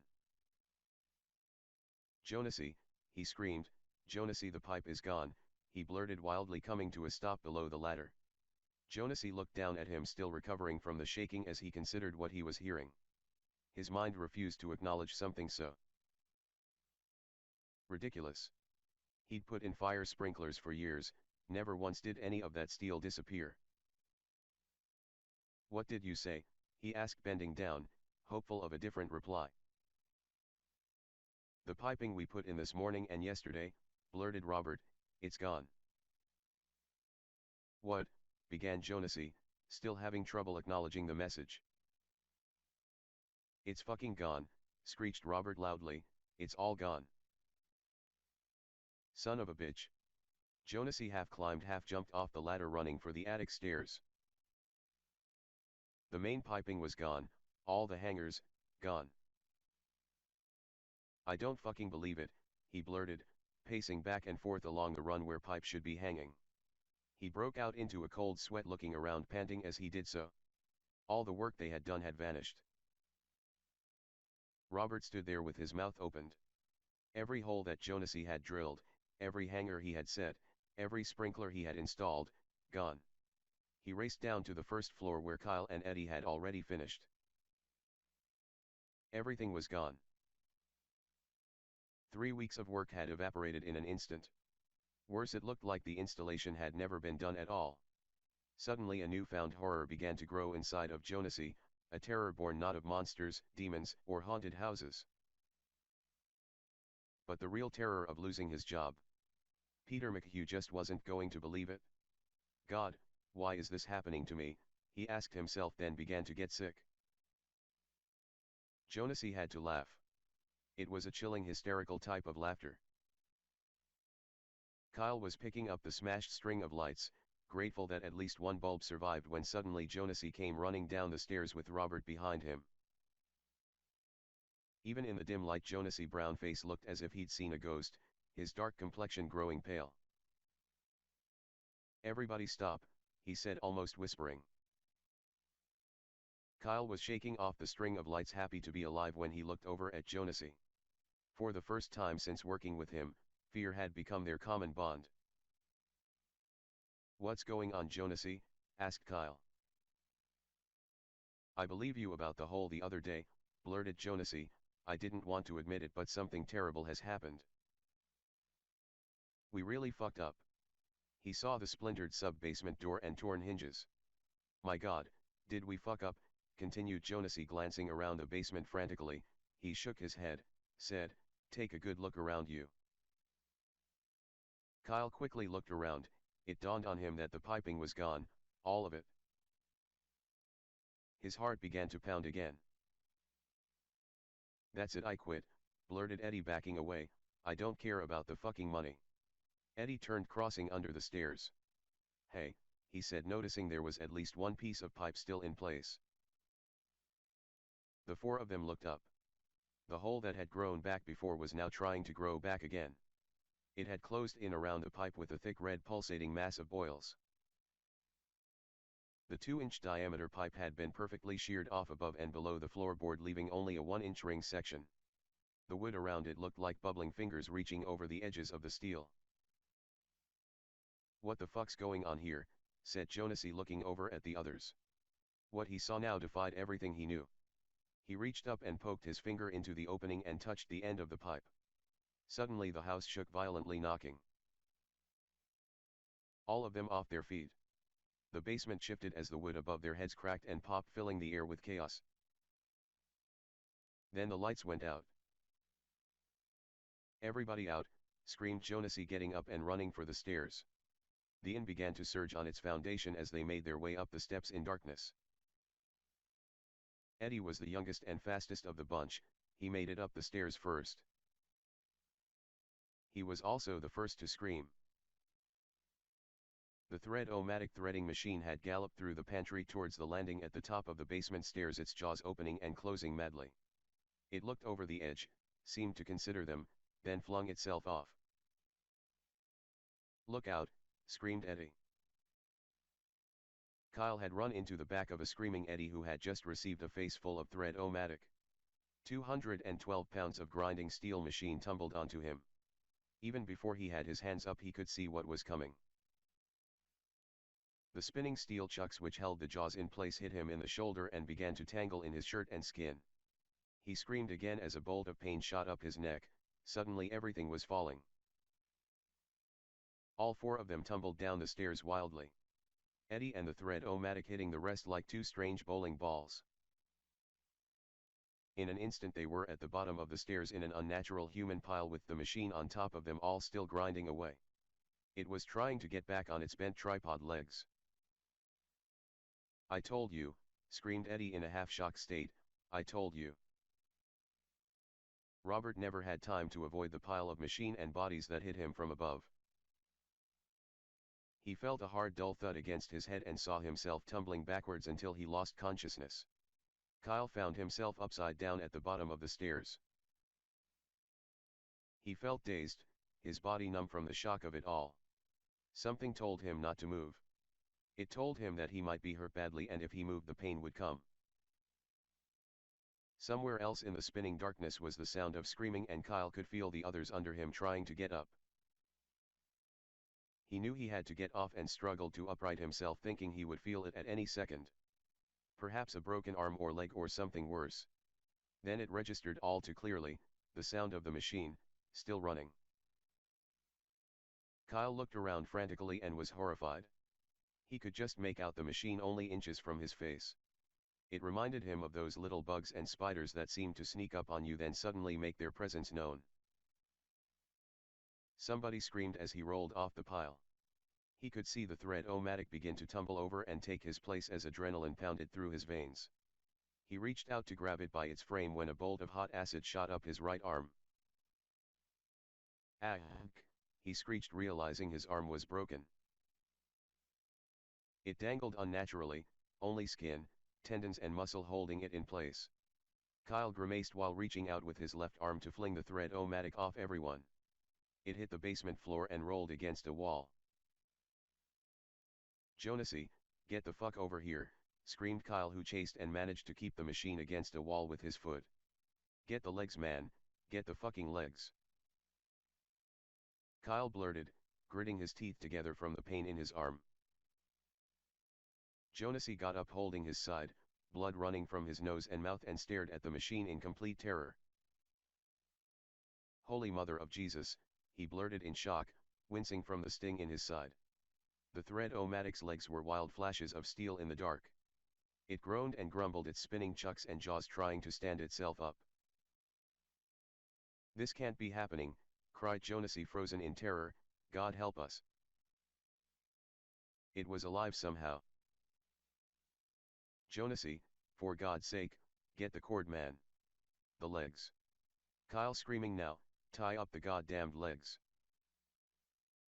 Jonesy snapped out of his hypnotic state and managed to bind the legs with its own cord as Kyle kept it at bay.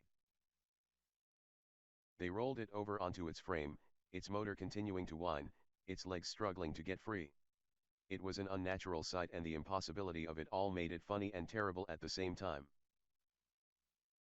Half of Eddie's face was a bloody mess and his right shoulder looked odd. His body was in shock from the fall and he hadn't realized how hurt he was. There was a dull warm throb somewhere that was slowly getting worse. "You want to play? You have to pay." Eddie didn't know why that thought entered his mind, but knew he was going to pay dearly. He could feel it coming as his dazed body and brain began to recover from the shock. "God damn," moaned Kyle, glancing at Jonesy. Jonesy went over to take a look at Robert, who was silent. His head was face down, nose buried in concrete, except the rest of him was face up. "Jesus Christ, Kyle," said Jonesy in the semi-dark, "I think Robert broke his neck." Chapter 6. Robert's crumpled body had taken most of the weight from the machine and everyone else landing on him. "He's not breathing either," added Jonesy, who was now on his knees holding his own side with one hand while trying to help Robert with the other.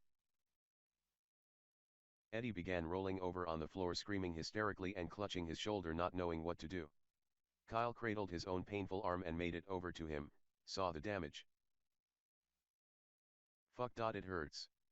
Eddie screamed, tears of bewilderment and pain running down his young face. Never in his life had he felt such excruciating torment, he'd give anything to make it stop. Christ, Eddie, said Kyle, you've got to stay still, man, try not to move. Fuck, panted Eddie, gritting his teeth together trying to force his body to motionless. It hurts, he blurted.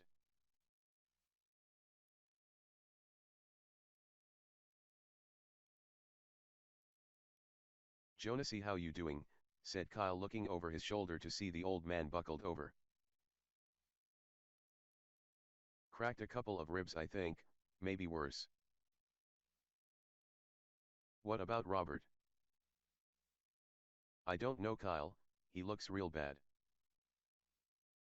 Kyle realized they needed help fast, all of them were banged up pretty good. I'll get help. He made his way back up the stairs as fast as he could, cradling his arm. He crossed the kitchen to the lounge, considered the house phone. It sat on a small table next to stairs that led up to the second floor. He fumbled for the receiver, picked it up, was baffled momentarily by the old-fashioned rotary dial, then managed to dial 911.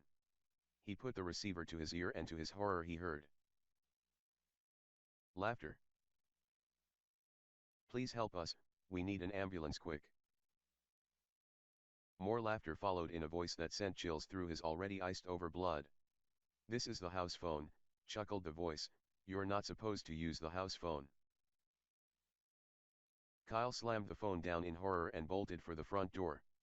The job phone was right outside by the shit house. Suddenly he slammed into something unseen, something hard on the other side. His face erupted into pain and blood ran freely from his nose as he grabbed his face with his good hand, letting his broken arm go. Fuck, he screamed as his eyes watered up and the pain shot from his nose to his face to his head. His dangling arm became acid hot and he crumpled to the floor, his body seemingly on fire. It took several minutes before Kyle could shake off the pain and come to his senses. He reached out with his bloodied left hand, probing the air in front of the doorway until he made contact with a smooth invisible surface. Streaks of red followed his bloodied fingers, floating in the air. It was as if an unbreakable wall of plexiglass was placed in the doorway. He stared speechless as he slowly got up off the floor. We're trapped inside. His mind began to reel and he panicked. He started checking windows frantically, pushing aside draperies, even ripping one off its support as he fell over. Pain shot up from his arm again as he hit the floor, tumbling over several chairs. The windows were sealed shut. Kyle managed to get up again. Panic-inspired adrenaline coursed through his veins, blotting out the pain as he ran to where the thread-o-matic had been set up. His broken arm flapped wildly behind him, puppet-like. There were several pieces of pipe in a scrap box. He reached for one of these and used it to break out a window. To his disbelief, the glass shattered, but the pipe bounced against something unseen on the opposite side. No, he screamed, pushing his left hand through the sharp edges of broken glass. Even as he felt his own warm blood and the cold bite of the lacerations, the only thing that registered was the smooth surface of something invisible beyond the window. Something alien. Tears flooded his eyes as more adrenaline bubbled through his veins in uncontrolled rivers. Somewhere those cold bony fingers ripped his chest open and clamped down tight on his soul. This was real, no dreams or nightmares in this place. God, he said to himself, God Almighty, help us.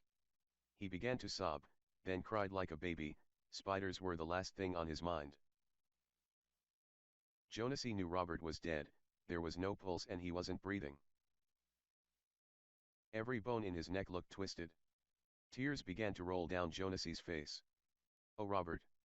Jesus, Robert, he sobbed. Jonasy, blurted Eddie, who discovered that if he stayed perfectly still his shoulder wouldn't hurt as much. Still he tried to roll over and look toward Jonasy, but a flash of white hot erupted, reminding him not to move. He could only lie facing the darkness. What happened to Robert? He blurted with painful watery eyes. You okay, Jonesy? He heard Jonesy sobbing and babbling Robert's name in the semi-darkness. Eddie closed his eyes knowing there was something seriously wrong. He hoped the paramedics were on their way. A few minutes later Kyle made his way back down to the basement in a state of shock. It was a nightmare he needed to wake up from. One thing for sure, the pain in his arm was real and beginning to get worse. He cradled it gently as he descended the stairs and could see that Jonesy had taken off his overalls to cover up Robert's body. Kyle paused for a moment in silent terror at the sight of Robert. Why is this happening? He asked himself, hoping that God had an answer for him, but knowing he wouldn't. We can't get out, he said, swallowing hard, holding back another flood of tears. He glanced at Jonesy, then back at Eddie. We're trapped in here somehow. Trapped? What are you talking about, man? Blurted Eddie, wincing slightly as his arm moved. Break a fucking window or something. Kyle could see that Eddie was hurt pretty bad and very frightened.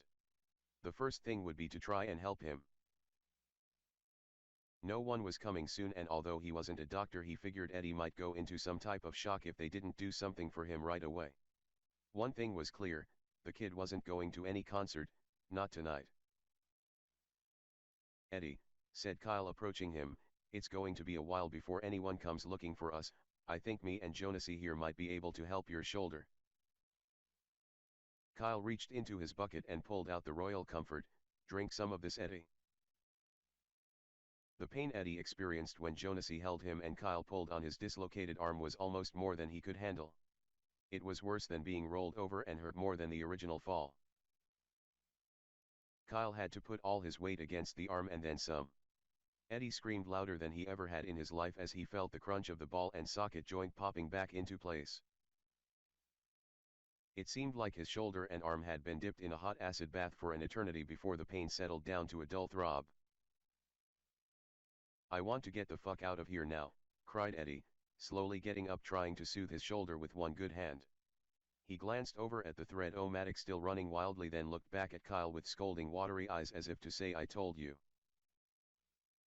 So. The three of them helped each other up the stairs. Not able to carry Robert's body, they reluctantly left it behind. The daylight was fading. Jonesy was able to make a simple splint for Kyle from one of the lounge chairs and strips off his overalls. A crude but functional sling would serve to keep the arm straight. As he worked on Kyle, he watched the sun quickly sink below the horizon. It was suddenly apparent that whatever surrounded the house had also cut the power. A cold darkness settled in, accompanied by the vague hum of the thread-o-matic still alive in the basement. The best thing to do now, said Jonesy as he finished wrapping the splint, is stay together and wait for help. Kyle shared the remaining bottle with Jonesy and Eddie. No one questioned where it had come from. Son of a bitch, said Eddie sometime later, able to walk around the room poking at windows. He could see the last wisps of twilight disappearing between the tall redwoods, replaced by darkness and fog which was beginning to roll in again. Red streaks still floating in the front doorway. Christ, the whole place is surrounded with an invisible force field, said Eddie, terror and fascination filling his voice. It has to be advanced technology, he added. Kyle looked at Eddie with his head cocked to one side. What the fuck are you talking about? Asked Kyle. Come on, Eddie blurted, you know, force fields and alien shit. Kyle looked into Eddie's eyes. He could read them like a book. It was easier for him to believe in UFOs than haunted houses. God help us, said Jonesy, who was now convinced the house was somehow linked with the devil. We were given instructions on how to work in the Satan's front yard and we screwed up the critical details. Is that what you think? Asked Kyle, raising his eyebrows. Jonesy looked away. This is fucking crazy, said Eddie, trying to hold back tears of bewilderment, more from a loss of control. None of them were in control. Sooner or later AAA and Roe Wade have to come looking for us, added Jonesy. McHugh is going to shit when no one updates our hours tonight. Tomorrow when no one answers our email or voicemail, he'll have a fucking cow. He'll send a truck, believe me. What the fuck do we do until then, blurted Eddie, who finally sat down. Kyle could feel the dull ache of his own arm. It needed to be attended to by a doctor. Jonesy did the best he could, but it was a bad fracture. The bottle was quickly finished by the three of them, and though the alcohol helped, the pain was constant. Eddie, blurted Kyle in the semi-darkness, you got any smoke left? Eddie quickly looked over at Jonesy, who shook his head, winced slightly from the pain at his side. What do you mean, Kyle? Come on, Eddie, you know what I'm talking about. All of us are banged up pretty good. I would prefer some morphine right now, but a little pot might help ease the pain. Kyle managed to fall into a heavy sleep. It was surprising what a couple of puffs off some pot could do for pain. Eddie was too keyed up and full of adrenaline to consider sleep. He nervously stood up all night, trying to enjoy the high while listening to the distant hum and struggles of the thread-o-matic machine. He was frightened that it might break loose and somehow climb up the basement stairs, so he sat on the lounge staircase facing the pantry. Like the others, he was wrapped up in one of the window curtains taken down to stay warm as the cold air rising from the basement cooled off the afternoon air. Jonesy felt the warm waves of the pot combined with the alcohol soothe the pain of his broken ribs. It had been almost 20 years since he touched the weed, and only pain had caused him to break down now. He was able to find a good position on the floor and fall off to sleep, a wide grin stretching across his face. Sometime later, in his warm narcotic state, Kyle suddenly sat up next to him and got to his feet. What's up? Asked Jonesy groggily, glancing up at Kyle, then over at Eddie, who rested, eyes opened. Kyle said nothing and turned around, heading for the pantry door. Wait, said Eddie uneasily, as simply speaking caused his shoulder to ring out in pain. What the hell are you doing, man? He managed to add. Kyle never answered, only continued for the door until he felt Jonesy's powerful arms around him. Wake up, Kyle, said Jonesy, holding him, noticing that his eyes were glazed over. Kyle stood facing the door in a state of shock. He recognized that door adorned with a crystal knob. It was the alcohol, it was the pot, it was the pain, and oh yes, it was the fear. He didn't know where he was or how he'd gotten there. The doorknob turned and he held back a scream. Suddenly the pantry door opened by itself. Something horrible standing in the doorway. They had left him for dead. It's Robert, blurted Kyle, starting to smile, but as Robert took a step into the room, Kyle's blood froze. Jonesy pulled him back in terror. There is little time left, said the Robert thing in a terrible, groaning but familiar voice. You still have a chance of ensuring the integrity of the structure and the enclosure within. What you have set free cannot be allowed to roam the earth in your time. Kyle took deep breaths, trying to shake off the pot and alcohol. He clearly recognized the voice of Roe Wade in there somewhere, and stared at the disfigured form of Robert's head in horror, his stiff blue tongue protruding from a purple bloated face, while the rest of his twisted body stood 180 degrees the opposite direction. What the fuck are you talking about? Who are you? What's up with all this bullshit? Blurted Jonesy. What's happening? Asked Kyle, trembling in terror and awe as he stared into Robert's black dead eyes. What did we set free? We are like you, we make mistakes from time to time, but you fuckers just had to do it your way, couldn't follow simple instructions. Struggled the Robert thing, trying to form words. You were meant to facilitate an upgrade to the structure. The hearth in your time was designed to conceal and protect it, along with the enclosure and its contents. What was inside the enclosure? Asked Kyle. Its origin is from Earth. It arrived from the future time of both our civilizations entangled across space-time. It's a very dangerous, highly intelligent life form. If it ever has the opportunity to contact its future world, it would be the end of yours. Please help us, Kyle pleaded. We are locked out as you are locked in, said the voice as the stiffened muscles around Robert's mouth strained and that purple tongue tried to move. The enclosure was designed flawlessly to prevent escape and provide immediate relocation. Robert's twisted face rolled its eyes at the windows as his backwards facing and crumpled fingers pointed towards the front door. The barrier can't be breached while the structure is damaged. We cannot help you, unless you are able to repair it. I don't know what is real anymore, whispered Kyle. This must be a dream, some terrible fucked up nightmare. Tears rolled down his face, his brain trying to process the information being supplied. Kyle, said the Robert Rowe thing, getting his attention, stop crying. For an instant Kyle could see the beautiful face of Rowe wait as her brown eyes flashed red. You guys need to cut out that fucking pipe, she said, or all of you will die when the structure, enclosure, and its contents are automatically transferred. Suddenly Rowe's face was gone. From behind Robert, a dark menacing shape rose from the stairs. Kyle could see two yellow eyes there, a rancid warm smell accompanying it. He felt the rush of adrenaline bubble through his veins. The monstrous thing glared at Kyle, smiling at him, looking over Robert's shoulder. A flash of sharp ivory there. It's mine. I want it, it hissed. Kyle recognized the monster as it quickly reached around Robert's purple bloated head, opened its powerful ivory-lined jaws and snapped down with a loud pop, sending a spray of coagulated blood, bone and tissue in all directions, while pulling his lifeless corpse back down the stairs, howling, "It's mine, I want it." The door to the pantry suddenly slammed shut.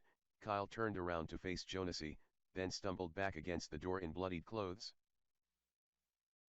Kyle bolted up from the nightmare, wildly panting as sweat dripped down his face. He sat there in shock in the middle of the dark, holding back tears as he grappled for his sanity. He struggled to locate the comforting glow of his alarm clock. It would tell him that everything was okay. A nightmare, that's all. Somewhere in the distance was a warm, gentle glow. He was almost hopeful, then realized it was only the first wisps of the rising sun. Jesus Christ, blurted Jonesy, rolling over in pain as Kyle brushed up against his side when he sat up. Kyle tried to hold back his tears of bewilderment. He glanced toward the pantry door with misty eyes. You all right? Blurted Jonesy, holding his ribs. Kyle couldn't hold back his terror, found it impossible. He just sat there panting wildly in the semi-darkness, wondering how all this was happening. Listen, blurted Eddie from behind them, the machine, it stopped. Kyle held his breath, listened carefully. Eddie was right. Jonesy, he finally said, looking around at the walls, this place, it's not a house or an inn at all, it's some kind of fucking cage. What the hell are you talking about? Asked Jonesy. The sun had come up, revealing a new shroud of white mist before Kyle finished the details of the nightmare. I knew it. If it's true, then it must be alien shit, blurted Eddie. Yes, that's it, said Eddie, we must have let something out. Why would aliens hide a cage on Earth, make it look like a house that we can see? Asked Jonesy. That don't make any sense, and well, I wouldn't put fire sprinklers in the damn thing. The three of them laughed. The humor was a welcomed and needed relief. This is fucking crazy, continued Jonesy. If it's alien shit, why let us in here in the first place? Fire sprinklers. Come on, Kyle. I don't know, Jonesy, maybe the piping was some kind of upgrade, not meant to hold water at all. Everything that's happened to us is crazy. You got a better explanation? Just don't tell me it's haunted houses or some religious bullshit. Fuck you, Kyle. What about all the blood we saw, the machine coming to life? You think aliens did all that shit? Maybe one did, said Kyle. Chapter 7. Eddie made his way to the front door, reached out again, felt the invisible surface. I know one thing, blurted Jonesy, sooner or later someone has to come looking for us. Eddie walked over to the staircase leading to the pantry. Still none of it makes sense, he began.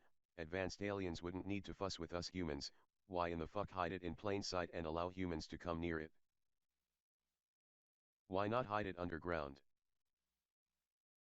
Doesn't matter, Eddie, said Kyle, we fucked up. If we want a chance out of here, we have to remove that piece of goddamned pipe under the stairs.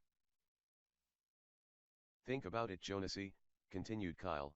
Robert hammers a nail into the wood beam, but he didn't draw the fucking triangle and the place went crazy. He pulls out the nail and the structure instantly repairs itself. I gashed the wall. And it instantly repaired itself. That hole I fucked up the first time, repaired itself, only now there's a goddamned pipe in the way and it can't do the repair. What's the difference if it repairs itself and we're still stuck inside? Asked Jonesy. We still may be able to get out in time, said Kyle in desperation. The three of them carefully descended to the dimly lit basement. It was difficult to see without lights as the half-height basement windows had been painted over with black paint. Jonesy and Eddie had their cigarette lighters to help. It wasn't much. Can't see shit down here, blurted Eddie, desperately searching the dark trying to locate the thread-o-matic. Kyle looked around nervously, waiting for his eyes to adjust to the darkness. He could vaguely see the outline of Robert's body at the foot of the steps, right where they had left him. Eddie stopped behind Kyle, his heart pounding painfully. It was eerie, quiet, and he couldn't see a thing. I've got it, said Eddie, let's open some windows down here. Great idea, said Jonesy, heading over to the nearest wall with windows. Kyle followed as he lit the way and set up the 4-foot ladder. Jonesy managed to hobble up slowly and spot the latch. With a little force it opened outward just a few inches. A band of golden sunlight lit up across a small portion of the basement floor. Kyle looked around, spotted the thread-o-matic. During the night it managed to struggle across the basement floor. He glanced at the machine in terror. Its cord tightly wrapped around its legs, seemed harmless enough. He walked across the basement in the dim light looking for the sub-basement door and the rectangular pit. It was gone. All that remained were 6 used saw blades and a concrete floor. He had drawn the triangle, the enclosure had repaired itself. Jonesy slowly stepped off the ladder, then checked under the stairs, wanted to take a good look at that pipe this time. He looked up and took a few steps back. Kyle, he blurted, come take a look at this. The ring of pulsating boils around the pipe had become larger. They had turned a grayish-red color with blue streaks across them. The infection or whatever it was had grown worse. Kyle worked his way over to Jonesy. Fuck, he blurted as he saw the wood trying to grow through the silver alloy pipe in its way. Jonesy, he said, looking up in the semi-darkness, what if we drew a triangle around the floorboard and pipe then cut it out? There was a piercing scream in the dark. It was Eddie. He was standing over Robert's corpse. Kyle and Jonesy bolted around from under the stairs, joining him. Son of a bitch, blurted Jonesy, looking down at the body, then promptly turning around to throw up. Half of Robert's body was missing, only the upper torso remained. What was left had been ripped open, leaving a wide empty cavity in the chest. A large thick streak of crimson and entrails disappeared off into the darkness along the floor. Holy shit, said Kyle. There's something else down here, cried Eddie, turning to run. Suddenly a chill rose in the darkness which permeated the basement, and behind it an eerie laughter. It came from deep in the far end, hiding in the shadows. The three of them froze instantly in silent terror. Jesus, blurted Jonesy, who glanced toward the sound. He saw 2 yellow glowing eyes and a flash of sharp ivory there. What the fuck is that? Said Eddie. Kyle grabbed Eddie, who was about to bolt. Don't run, he whispered, looking around frantically. He spotted his bucket of tools nearby, the handle of his 24-inch pipe wrench sticking out of the top. He slowly reached down, grabbed it with his good arm. More laughter from the darkness. It's mine. I want it, it hissed. Let's go, said Kyle, and they slowly backed up the stairs. The laughter began to speak before they reached the top. Jonesy, it said in a low guttural voice that reverberated throughout the basement. Jonesy stopped, paralyzed in his tracks as the thing called out his name. His black skin turned to goose flesh, hairs on the back of his neck prickly now. Jonesy, it hissed. Jonesy turned around and glanced down the stairs in curious terror. I want you to know, Jonesy, that your little Angie had a tight cunt. I can tell you from first-hand experience, the voice continued, chuckling in the dark. Never thought I would burn cold, Jonesy, know what I mean? The vision of that horrible scene came to Jonesy in vivid detail. His little girl and the motherfucker who first raped then slashed her to pieces. It was so long ago, they never caught the killer. But this was no dream. Ah, hell no! Screamed Jonesy from the center of the stairs. I can tell you she was a good fuck, Jonesy, said the voice. Kyle looked over at Jonesy, who unexpectedly hurled himself down the stairs toward the thing. Jonesy, no, screeched Kyle, trying to grab hold of him, but Jonasy's large bulk pushed him aside, painfully rocking his broken arm, and disappeared blindly down the stairs into madness. You motherfucker, screeched Jonesy as he ran toward the sound of its voice, coming from the darkness, his heart hammering out of control, his fear gone, now replaced with utter rage. The house creaked again. I want it, hissed a dark, sinister, mocking laugh. Suddenly Jonesy felt something grab him by the throat in mid-stride and pick him off the floor. The large, scaly reptilian talons instantly crushed his windpipe. His scream was cut off to silence. He struggled frantically, silently, painfully, as the monster held him easily. It stared at him curiously with horrible yellow, red-veined cat eyes, watching him die. Its reptilian tail angrily whipping the dark. Jonesy tried reaching up with both hands to pry away its tightly clenched talon. But it only clamped down harder, bones, tendons snapping now. Tighter. The thing smiled, stretching its lizard-like snout wide, revealing an array of razor-sharp ivory. Jonesy never felt the sting as it snapped forward with incredibly powerful jaws. Jonesy, screamed Kyle, hearing terrible sounds followed by silence coming from the darkness. Jonesy, he yelled again. When Jonesy didn't answer, Kyle turned with Eddie and bolted as fast as they could. Reaching the top, Kyle took another look back down the stairs before slamming the door shut and bracing his back against it. The vision of his nightmare had come to life yet again. Wake up! Wake up, please God, let me wake up! Eddie ran for some chairs to help secure the door as Kyle stood with his 24-inch rigid pipe wrench, best wrench in the world, made in the USA. He was ready to swing at anything trying to come through. Fuck, cried Eddie, tears rolling down his face. It got Jonesy. What are we going to do, Kyle? What are we going to do? Kyle closed his eyes, holding back his own tears. It wasn't working, he wasn't waking up, tears streamed down his face. Eddie glanced at him. Shit. Kyle blurted, panting wildly. Kyle shook his head. A few silent moments later he relaxed his grip on the wrench and stepped away from the door. Kyle, what the fuck are we going to do now? Repeated Eddie, beginning to sob. Kyle winced slightly, taking deep breaths as he lowered the wrench, said, we have to cut that pipe out somehow, maybe the structure will repair itself enough to turn off the barrier.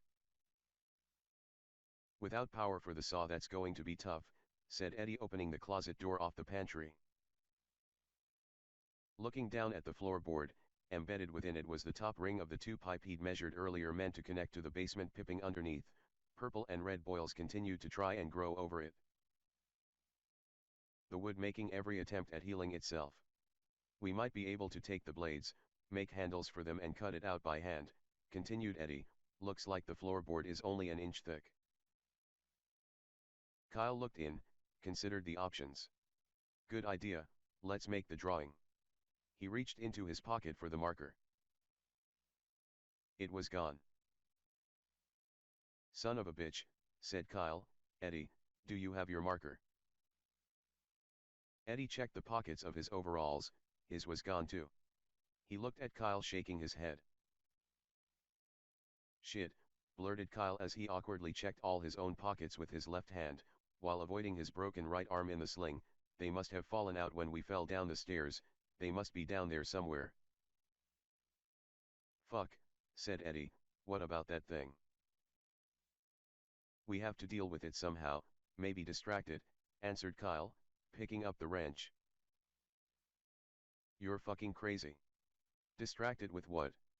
Eddie glanced at the wrench then turned away from Kyle with tears streaming down his face. He didn't want to be eaten alive. What are we going to do?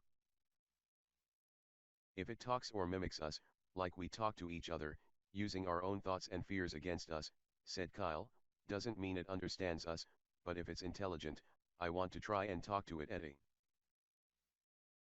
The basement was quiet against the gentle creaking of the stairs as Kyle slowly made his way down. A single beam of golden sunlight blazed across the semi-darkness from the opened window. The fog outside had burned off. Peering into the darkness, he knew the thing was there. Hiding. Do you see anything? Eddie whispering behind him. Kyle shook his head as he nervously reached the last stair, grateful that the monster hadn't attacked. He knew it was watching him, could feel those yellow hideous eyes on him, and smell its rancid body not far away. Then he saw it as his eyes adjusted to the semi-darkness. The monster was staring back at him, poised, like some predatory animal ready to pounce. It grinned, showing its mouth of razor-sharp ivory. Kyle could barely make out its tail whipping the air. Whatever, whoever you are, please listen to me, began Kyle, his terror bordering on insanity. We mean you no harm, all we want to do is get out of this place. Yes, hissed the thing from the darkness, that's all we all want, isn't it? Laughter following. Kyle didn't notice the growing mound at his feet, as a quivering mass of 6, 8, and multi-legged bugs and things that had congregated in the basement, came out of the shadows. Some slowly slithered their way up, others scampered up his boots, under his overalls, and up his sleeves. Their tiny little exoskeletons and feet finally touching his skin. Kyle looked down and let out a blood-curdling scream, tried to move. What's wrong? Screamed Eddie. Kyle dropped the wrench, slapping at his body wildly with his left hand. A bolt of pain shot up from his broken right arm as the sling was tasseled about. Get them off of me, screeched Kyle, suddenly oblivious to the pain. Get them the fuck off. The mass of crawling things reached his chest and quickly worked their way up his neck to his face. Stark blind terror prevented him from bolting forward towards the monster. He looked back at Eddie on the stairs, screaming wildly, closing his eyes to prevent the tiny little bastards from crawling in them unsuccessfully. He felt their wriggling legs touch the surface of his eyeballs, felt them wriggling into his mouth, nose, and ears. Kyle, screamed Eddie, there's nothing there. Instantly the living mass disappeared. Kyle opened his eyes. The monster chuckled. What's the matter, Kyle? Shit your pants? Don't like bugs, huh? At Kyle's feet now were the remains of Robert and Jonasie. To his surprise, a marker was sticking out of one of the bloodied pockets. Kyle slowly bent down, picked it up. Who are you? Asked Kyle, peering off into the dark nervously. Why are you killing us? Do you understand? The monster laughed. I am you, Kyle, and you, Eddie. I was Robert. I was old Jonasie. I am the darkest fears of all living things everywhere in any form. That's why those motherfuckers have kept me locked here all this time. Eddie, did you hear that? Asked Kyle, as Eddie nodded with a yes. Doesn't sound like a monster at all, continued Kyle. The thing paced back and forth like a caged animal. I want it, it said, glancing at the pipe under the stairs. It's mine and I will kill you all to have it. A loud hysterical laughter filled the basement. What do you want? If you kill us, blurted Kyle, you're still fucking trapped here just like we are, asshole. He took a deep breath, he stared into the hideous yellow eyes of the enraged monster across the bright sunlight, wondered why it hadn't ripped his throat out. Golden particles of dust, ablaze, floated in the air. Kyle could sense the monster wanting to pounce. For some reason it hesitated. He watched its movements carefully. Son of a bitch, he screamed, Eddie, it's the goddamned light. Yes, I understand, it's the sunlight. It can't cross the sunlight. Get your ass down here, Eddie G, our good friend here can't reach to the side of the basement. I'll kill you both, It snarled madly, "I'll eat you alive, Kyle. I'll fucking drill you, just like we drilled your daughter. Remember that? All daddies dream of drilling their little girls. Ask old Jonesy. Isn't that why your wife left you, Kyle? Come on, Kyle, I know all about the family secrets, the dirty laundry." Eddie came down the stairs cautiously and froze at the bottom step. He could see the grotesque thing in the shadows as it babbled on. It turned to consider him and he saw the horrible thing melt away and change. Suddenly a friend from his past stood looking back at him. Eddie's heart skipped. "Hi Eddie, what's the matter honey, aren't you happy to see me?" Eddie's blood went cold as he stared at the image of Johnny Lyons, a very real memory from his past. He glanced quickly over at Kyle, who also witnessed the strange transformation. Johnny Lyons had on lipstick and mascara. He was dressed in tight women's jeans, wearing high heels and carrying a purse. "You do still love me, don't you, Eddie?" said the thing. "What's the matter, don't your friends know you suck cock? Stuck in the closet, Eddie? Don't they know you love to shove and take it up the ass?" Eddie's eyes watered up. "What about your homeboys? Don't they know you're a fucking faggot?" "Stop," screeched Eddie, trying to close down his thoughts. More laughter came from the darkness. "Eddie," said Kyle, turning underneath the stairs, "don't listen to it." Eddie tried to blot out the voice of the monster. Kyle looked up under the stairs and could see that the ring of boils around the pipe had collapsed. It had changed to a quivering mass of running pus. Reaching up with the marker, he drew a triangle large enough to cross over the original hole. A separation in the floorboards would allow an easy starting point. He would begin the cut there. There was a low guttural growl in the darkness. "Maybe Eddie will let you fuck him, huh, Kyle? That's all that's left for you two assholes anyway, you're both fucked. We can't have you drilling any more holes in our devices now, can we? I like the program just the way it's running." "Hurry the fuck up, Eddie. Don't listen to it, just grab the fucking ladder, let's make the cut." Kyle suddenly realized the golden beam of light was slowly moving as the sun crossed over the inn.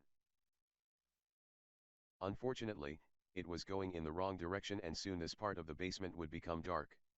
The open window was the last one this side of the basement and the monster would rip anyone to pieces trying to open another one. "Eddie, keep an eye on the beam." Kyle climbing the ladder to begin the cut. The monster changed again. This time it split into two separate images. One was Johnny Lyons, the other a little girl. "Daddy," said the girl. It was Kyle's daughter in that vision. "Sarah." Kyle couldn't help but call out to her. It was Sarah when she was only 10 years old, and this version of her had a reptilian tail which whipped the air savagely. Little Sarah turned to the Johnny Lyons thing. "Fuck me, Johnny, you better give it to me good," she said. "It's good and tight, I promise, ask Daddy, he knows." Kyle couldn't believe it as he heard his daughter's voice. Only problem was Sarah was really 16 years old. "She tasted good back then, didn't she, Kyle?" "Yes, I know, you're in denial. Don't you see? You can't hide from those sleazy thoughts, those sloppy wet perverted dreams. Not here, not in this place. Daddy wants to fuck me," Sarah whispered in the dark. "No," screamed Kyle. He tried to suppress his very human dark side. He took a step toward the monster. It chuckled. "Yes, that's it, don't you see, Kyle, these are your own wants and cravings that live here, not mine. Tell him about it, Eddie." It began to laugh hysterically. "Don't listen to it," screamed Eddie, forcing Kyle to turn around. "Remember what happened to Jonesy." The makeshift saw blades would have been hard enough to manage with two hands. With one hand the cutting turned out to be a slow and difficult process. Time was running out, the edge of darkness getting closer as the beam of light moved. "Kyle, we don't have enough time," blurted Eddie. "Let's go upstairs, try tomorrow morning." "It's too late, Eddie, it will kill us when the sun goes down. Get the fuck up here, help me cut." Chapter 8. The two worked painfully, each with one good arm as fast as they could.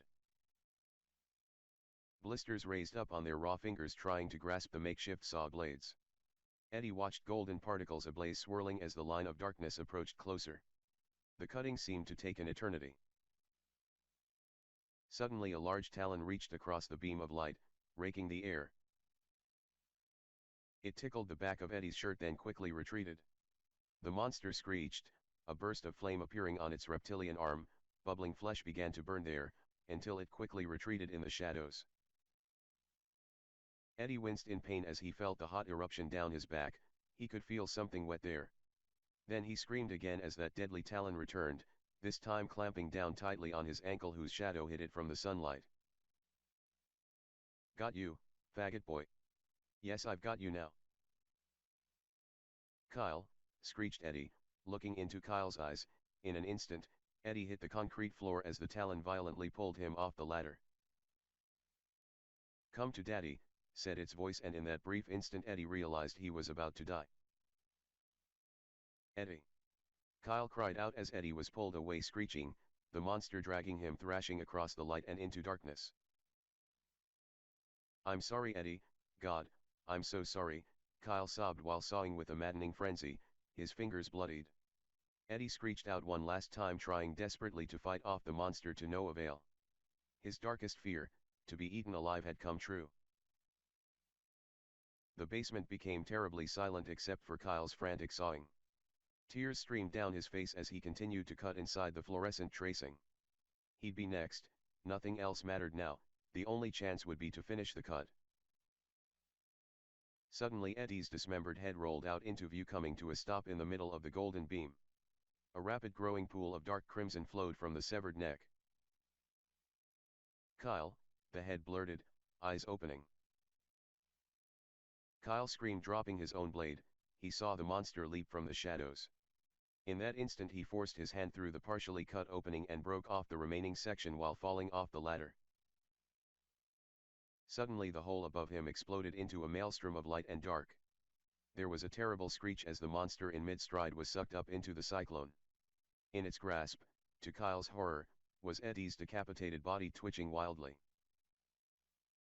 The ring of pipe itself disappeared to nothingness as the hole began to rapidly close, taking everything with it like some miniature black hole. He saw Jonesy along with parts of Robert and Eddie's head spinning into the black and white void, bright crimson trails of blood following closely behind, circling upwards. Suddenly Kyle saw across the universe beyond the limits of time and space. For an instant he saw them clearly, the builders of the inn along with Ro Wade, a smile on her face as the entire inn shuddered violently and became translucent. For an instant he could see all the piping they had installed had returned, it glowed in a blue color as it wound through the entire structure of the inn, before everything vanished around him. The brightness of the afternoon sunlight erupted as he hit the soft ground, sat there in terror and astonishment on the moist soil. He was now exposed to the open air where the inn once stood. Not far away he spotted his service van and Jonasy's truck. Kyle suddenly got up and bolted, running as fast as he could, eyes wide with terror, cold sweat running down his face. He held back that familiar scream poised on his trembling lips as he made it past where the doorway stopped him before and made it to his van. "Yes. Oh God, thank you," he said, touching the surface of the cool metal. The barrier was gone. He started to openly sob, leaning up against the van as tears of jubilation turned to grieving for the way his friends had been butchered. The horrible images of how each were ripped to pieces. The last look on their faces, and the guilt of not being able to save them were ingrained in his mind and soul for the rest of his life. Reaching for the door handle, the throbbing from his arm reminded him it was broken. A sudden bolt of pain shot up his left arm, shocking him to discover it was his left arm in the sling wringing out in pain. "What the fuck?" he moaned, confirming that his left arm was broken in the sling. His right arm seemed perfectly fine save for the few lacerations and the bloodied blisters on his fingers. He carefully reached out with his right hand to open the door, felt no pain. Suddenly he noticed that the lettering on the side of his van was reversed, even the interior, the driver's side steering wheel and instruments were on the wrong side. He couldn't help but feel he had gone mad. Approaching him from the distance was another AAA truck. The closer it came, he could see it was Peter McHugh at the wheel, and it too was reversed as if seen in a reflection. Kyle glanced over at the ground where the inn once stood, noticed fresh footprints leading away disappearing into the woods. They looked like large three-toed talon prints. The thought that the monster was real and had escaped sent a new wave of terror through his soul. He knew he wasn't waking up any time soon, his nightmare was only beginning. Epilogue. It's mine, it hissed, slamming one of its talons to the ground as the rasping sound of reptilian scales filled the pre-dawn air. I want it. The monster screamed in anguish, feeling the ankle slip from its grasp, and could only watch as the human escaped. The early haze of a new day was already causing it pain, and it quickly retreated into the safety of darkness, suffering once again, another defeat. Peter McHugh rounded the corner of the damp, musty corridor, clutching his side, his heart ready to explode. At 60 he still managed to half-run at a good clip, breathing hard, snot trumpeting from his flaring nostrils. He ran for his life until the pain erupted into a fireball. He collapsed against a dumpster, lurching over several garbage cans, his screams in rhythm with the clanging metal as he hit pavement. He took in the pain of the fall, adrenaline surging through his veins, turned to look behind him and could see its grotesque silhouette against the rising sun. It was coming for him. No. He screamed, slipping into the warm safe haven of unconsciousness. With an ear-shattering shriek, McHugh woke and began thrashing about wildly as the nursing staff rushed to restrain him. In an instant he was surrounded with police and doctors. Let go. He screeched, noticing gun belts and badges. For God's sake, please let me go. Doctor, let's add a sedative quickly, screamed a voice. Please relax, said one of the policemen, everything is going to be fine. McHugh looked into the yellow hideous eyes of the monster, its mouth full of deadly sharp ivory flanked fangs. The foul stench of its raspy breath stung his face. He could feel one of its incredibly strong scaly talons wrapping around his throat, holding him, squeezing there. The other talon was searching him madly, and from the corner of his eye, he could see its horrible thrashing tail. In an instant the creature changed, faded out, flickered, then back in again to the figure of a cop wearing an MP symbol looking down at him. Relax, you're okay, said Master-at-Arms David Hamlin as McHugh clutched his own throat, looking up at the cop. He noticed his naval badge and gun, but didn't feel any safer easing back in the bed. He felt a dull pain from his extremely swollen right ankle and foot, now wrapped in a heavy dressing, as a nurse arrived. He could see she was adding more drugs to the foredrip leading to the needle already in his arm. You took a nasty fall, said the nurse, managed to cut up and break your foot pretty good. You, sir, are not walking on it tonight, but you should be out of here once the swelling goes down and we can get you into a cast.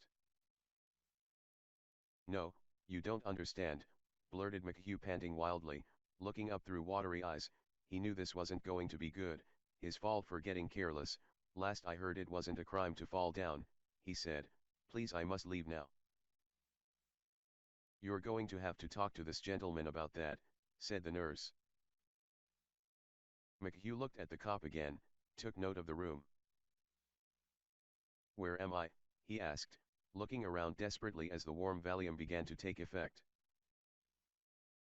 This is the Alameda Naval Air Base Hospital, said Hamlin, considering the old man for a moment, the smell of stale wine on his breath, the torn ragged clothes. That's impossible, blurted McHugh, gazing desperately into Hamlin's eyes. Navy closed shop nearly 20 years ago, besides I didn't do anything. You have no right to hold me. Hamlin wasn't sure what the old man was talking about, not sure what to make of it, as the Naval Air Base was fully functional, buzzing with activity of jets, pilots, and ground crews. He pointed to the window. McHugh suddenly realized another time shift must have happened. The base had been closed since 1997. The monster was altering time as it chased him, something Roe Wade had warned him about. he broke his gaze, noticed the bars on the window. Through them he could see an active runway, hear the aircraft, and across the bay in the distance was the old skyline of San Francisco. "What year is it?" asked McHugh. "It's 1990, replied Hamlin. He could see the shocked reaction from the old man.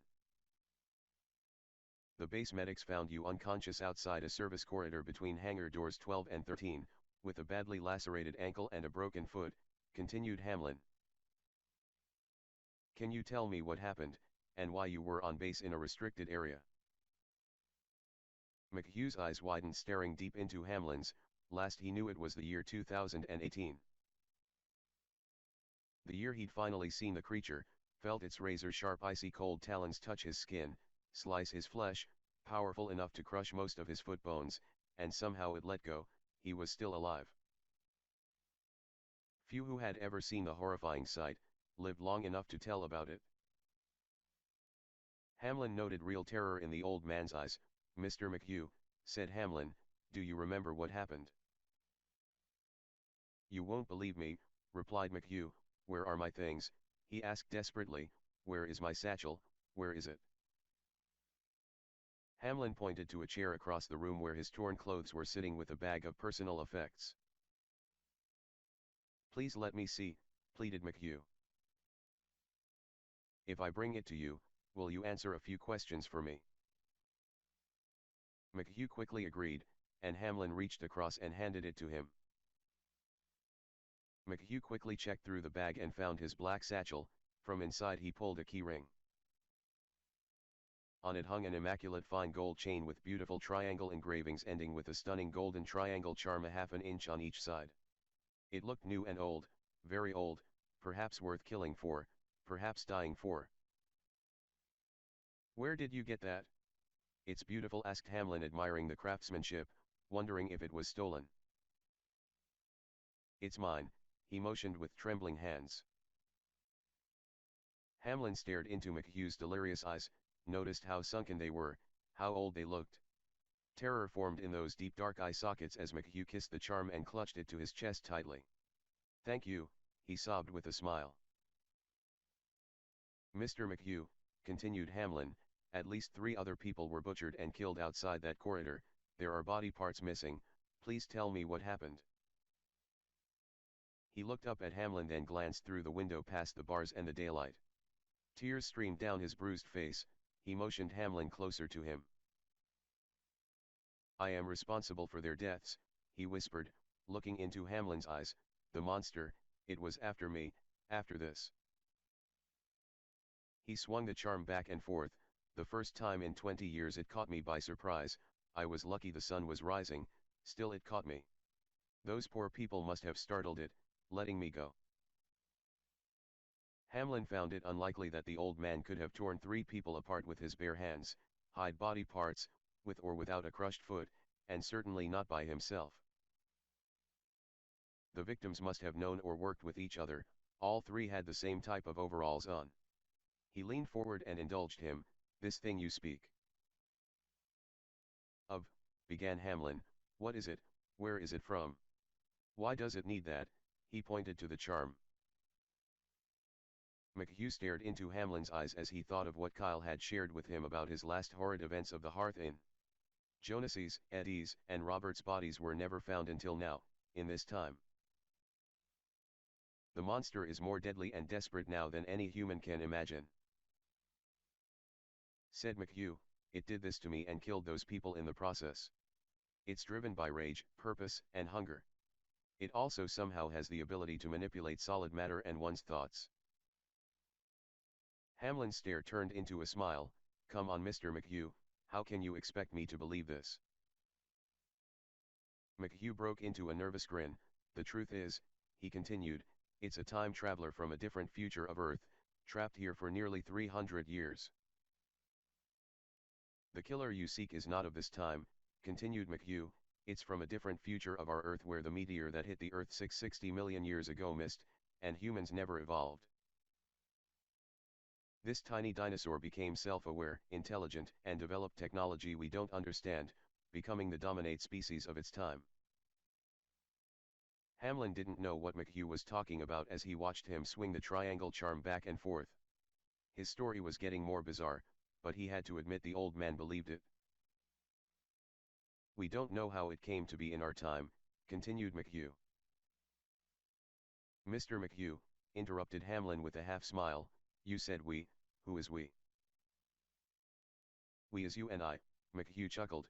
He grinned in triumph, staring at the triangle charm, then looked up at Hamlin, becoming serious.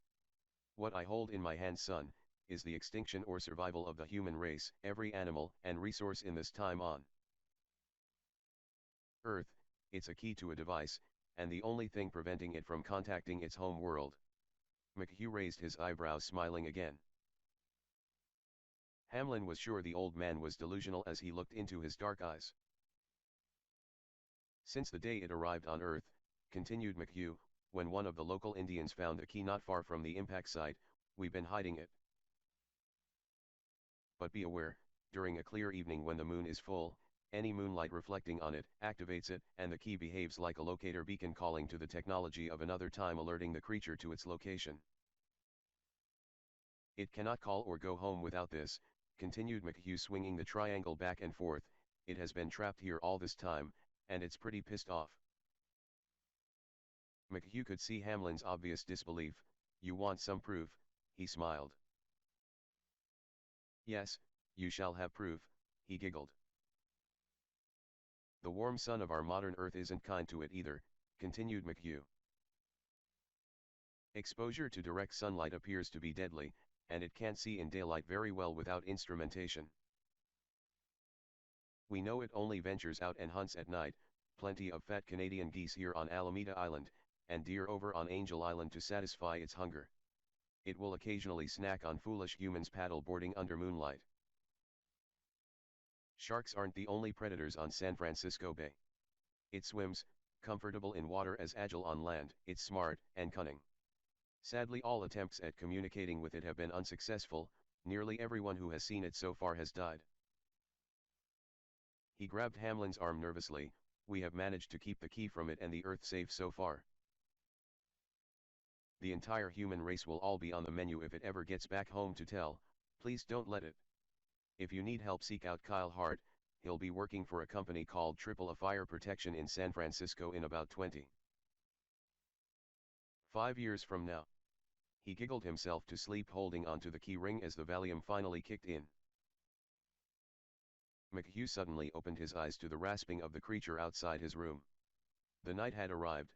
It had climbed the hospital wall, its sinewy reptilian limbs slowly dragging it up, tail flashing madly behind it, sharp talons scratching. "Dear God," blurted McHugh as the horrible shape appeared at the window, yellow cat's eyes looking in. McHugh was alone.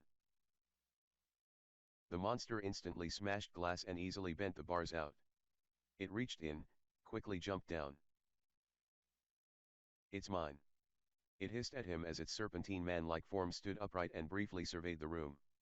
It grinned, black scales pulling back over white deadly sharp ivory. Powerful muscles rippled across its torso and limbs. It was surely death itself, a powerful man-like thing conjured from the abyss of reptilian nightmares. Around its waist, it wore a metallic belt bearing the same triangle symbols engraved on the precious key. Then it approached him. McHugh had never seen it so clearly in all the years of running and hiding. It was perfect, horrifyingly beautiful, and the privilege of seeing it up close would cost him his life. His heart hammered out of control and then stopped. He stared up at the monster, smiling through lifeless tear-filled eyes, never feeling the red crimson stream from his body as it ravaged him. It considered all the body parts, breaking them down easily with its razor-sharp talons and bone-crushing jaws, swallowing pieces of McHugh as it searched madly. "It's mine," it screeched in its own language, pounding the floor angrily as it separated McHugh's lifeless head from his mangled torso. "I want it," it screeched again as tendons, muscle, and bone snapped like rubber bands. A thick blood crimson spray coated the bed, while its angry reptilian tail whipped the air madly. Then the monster threw what was left of McHugh against the wall and cried out before letting out a long horrible howl that echoed throughout the very foundations of the building. It turned and smashed through the cell window with one powerful lunge and disappeared. When Hamlin quickly returned after receiving the call, the activity was focused on McHugh's room. The entire hospital and the base itself had been locked down. There was a manhunt underway. "Son of a bitch, please tell me what the fuck happened," blurted Hamlin, finally reaching the room which had been taped off. "Sir, you tell us," another MP said, opening the door. "This is worse than anything I've seen, worse than what happened in that corridor yesterday. It happened fast." What was left of McHugh had repainted the walls in blood, shit, flesh, and bone. The air itself was thick with the rancid smell of death. Sunlight gently filtered in, highlighting a reddish-black steaming puddle on the floor. Hamlin carefully followed the trail of blood leading to the window and the bent-out bars. In the distance across the bay, the city of San Francisco was waking up. He looked down and saw red streaks running down the side of the building. It had climbed up, then, back down. "Fuck." He muttered in disbelief as he turned around, staring at one of the red talon prints on the floor. He spotted something shiny mixed in along with McHugh's entrails. He bent down, could see the twisted red-stained metal ring, but the charm was gone. Hamlin stepped back horrified. It appeared McHugh was telling the truth, but it was when Hamlin reached for his pocket pen to file his report, his heart froze in real terror. "Fuck me," blurted Hamlin. He felt the chain and the triangle, pulled it out of his pen holder, felt its strange unearthly metal in his fingers. Watched it swing back and forth as he held it. McHugh had somehow managed to pass it to him unnoticed. A sudden terror flushed through Hamlin's veins.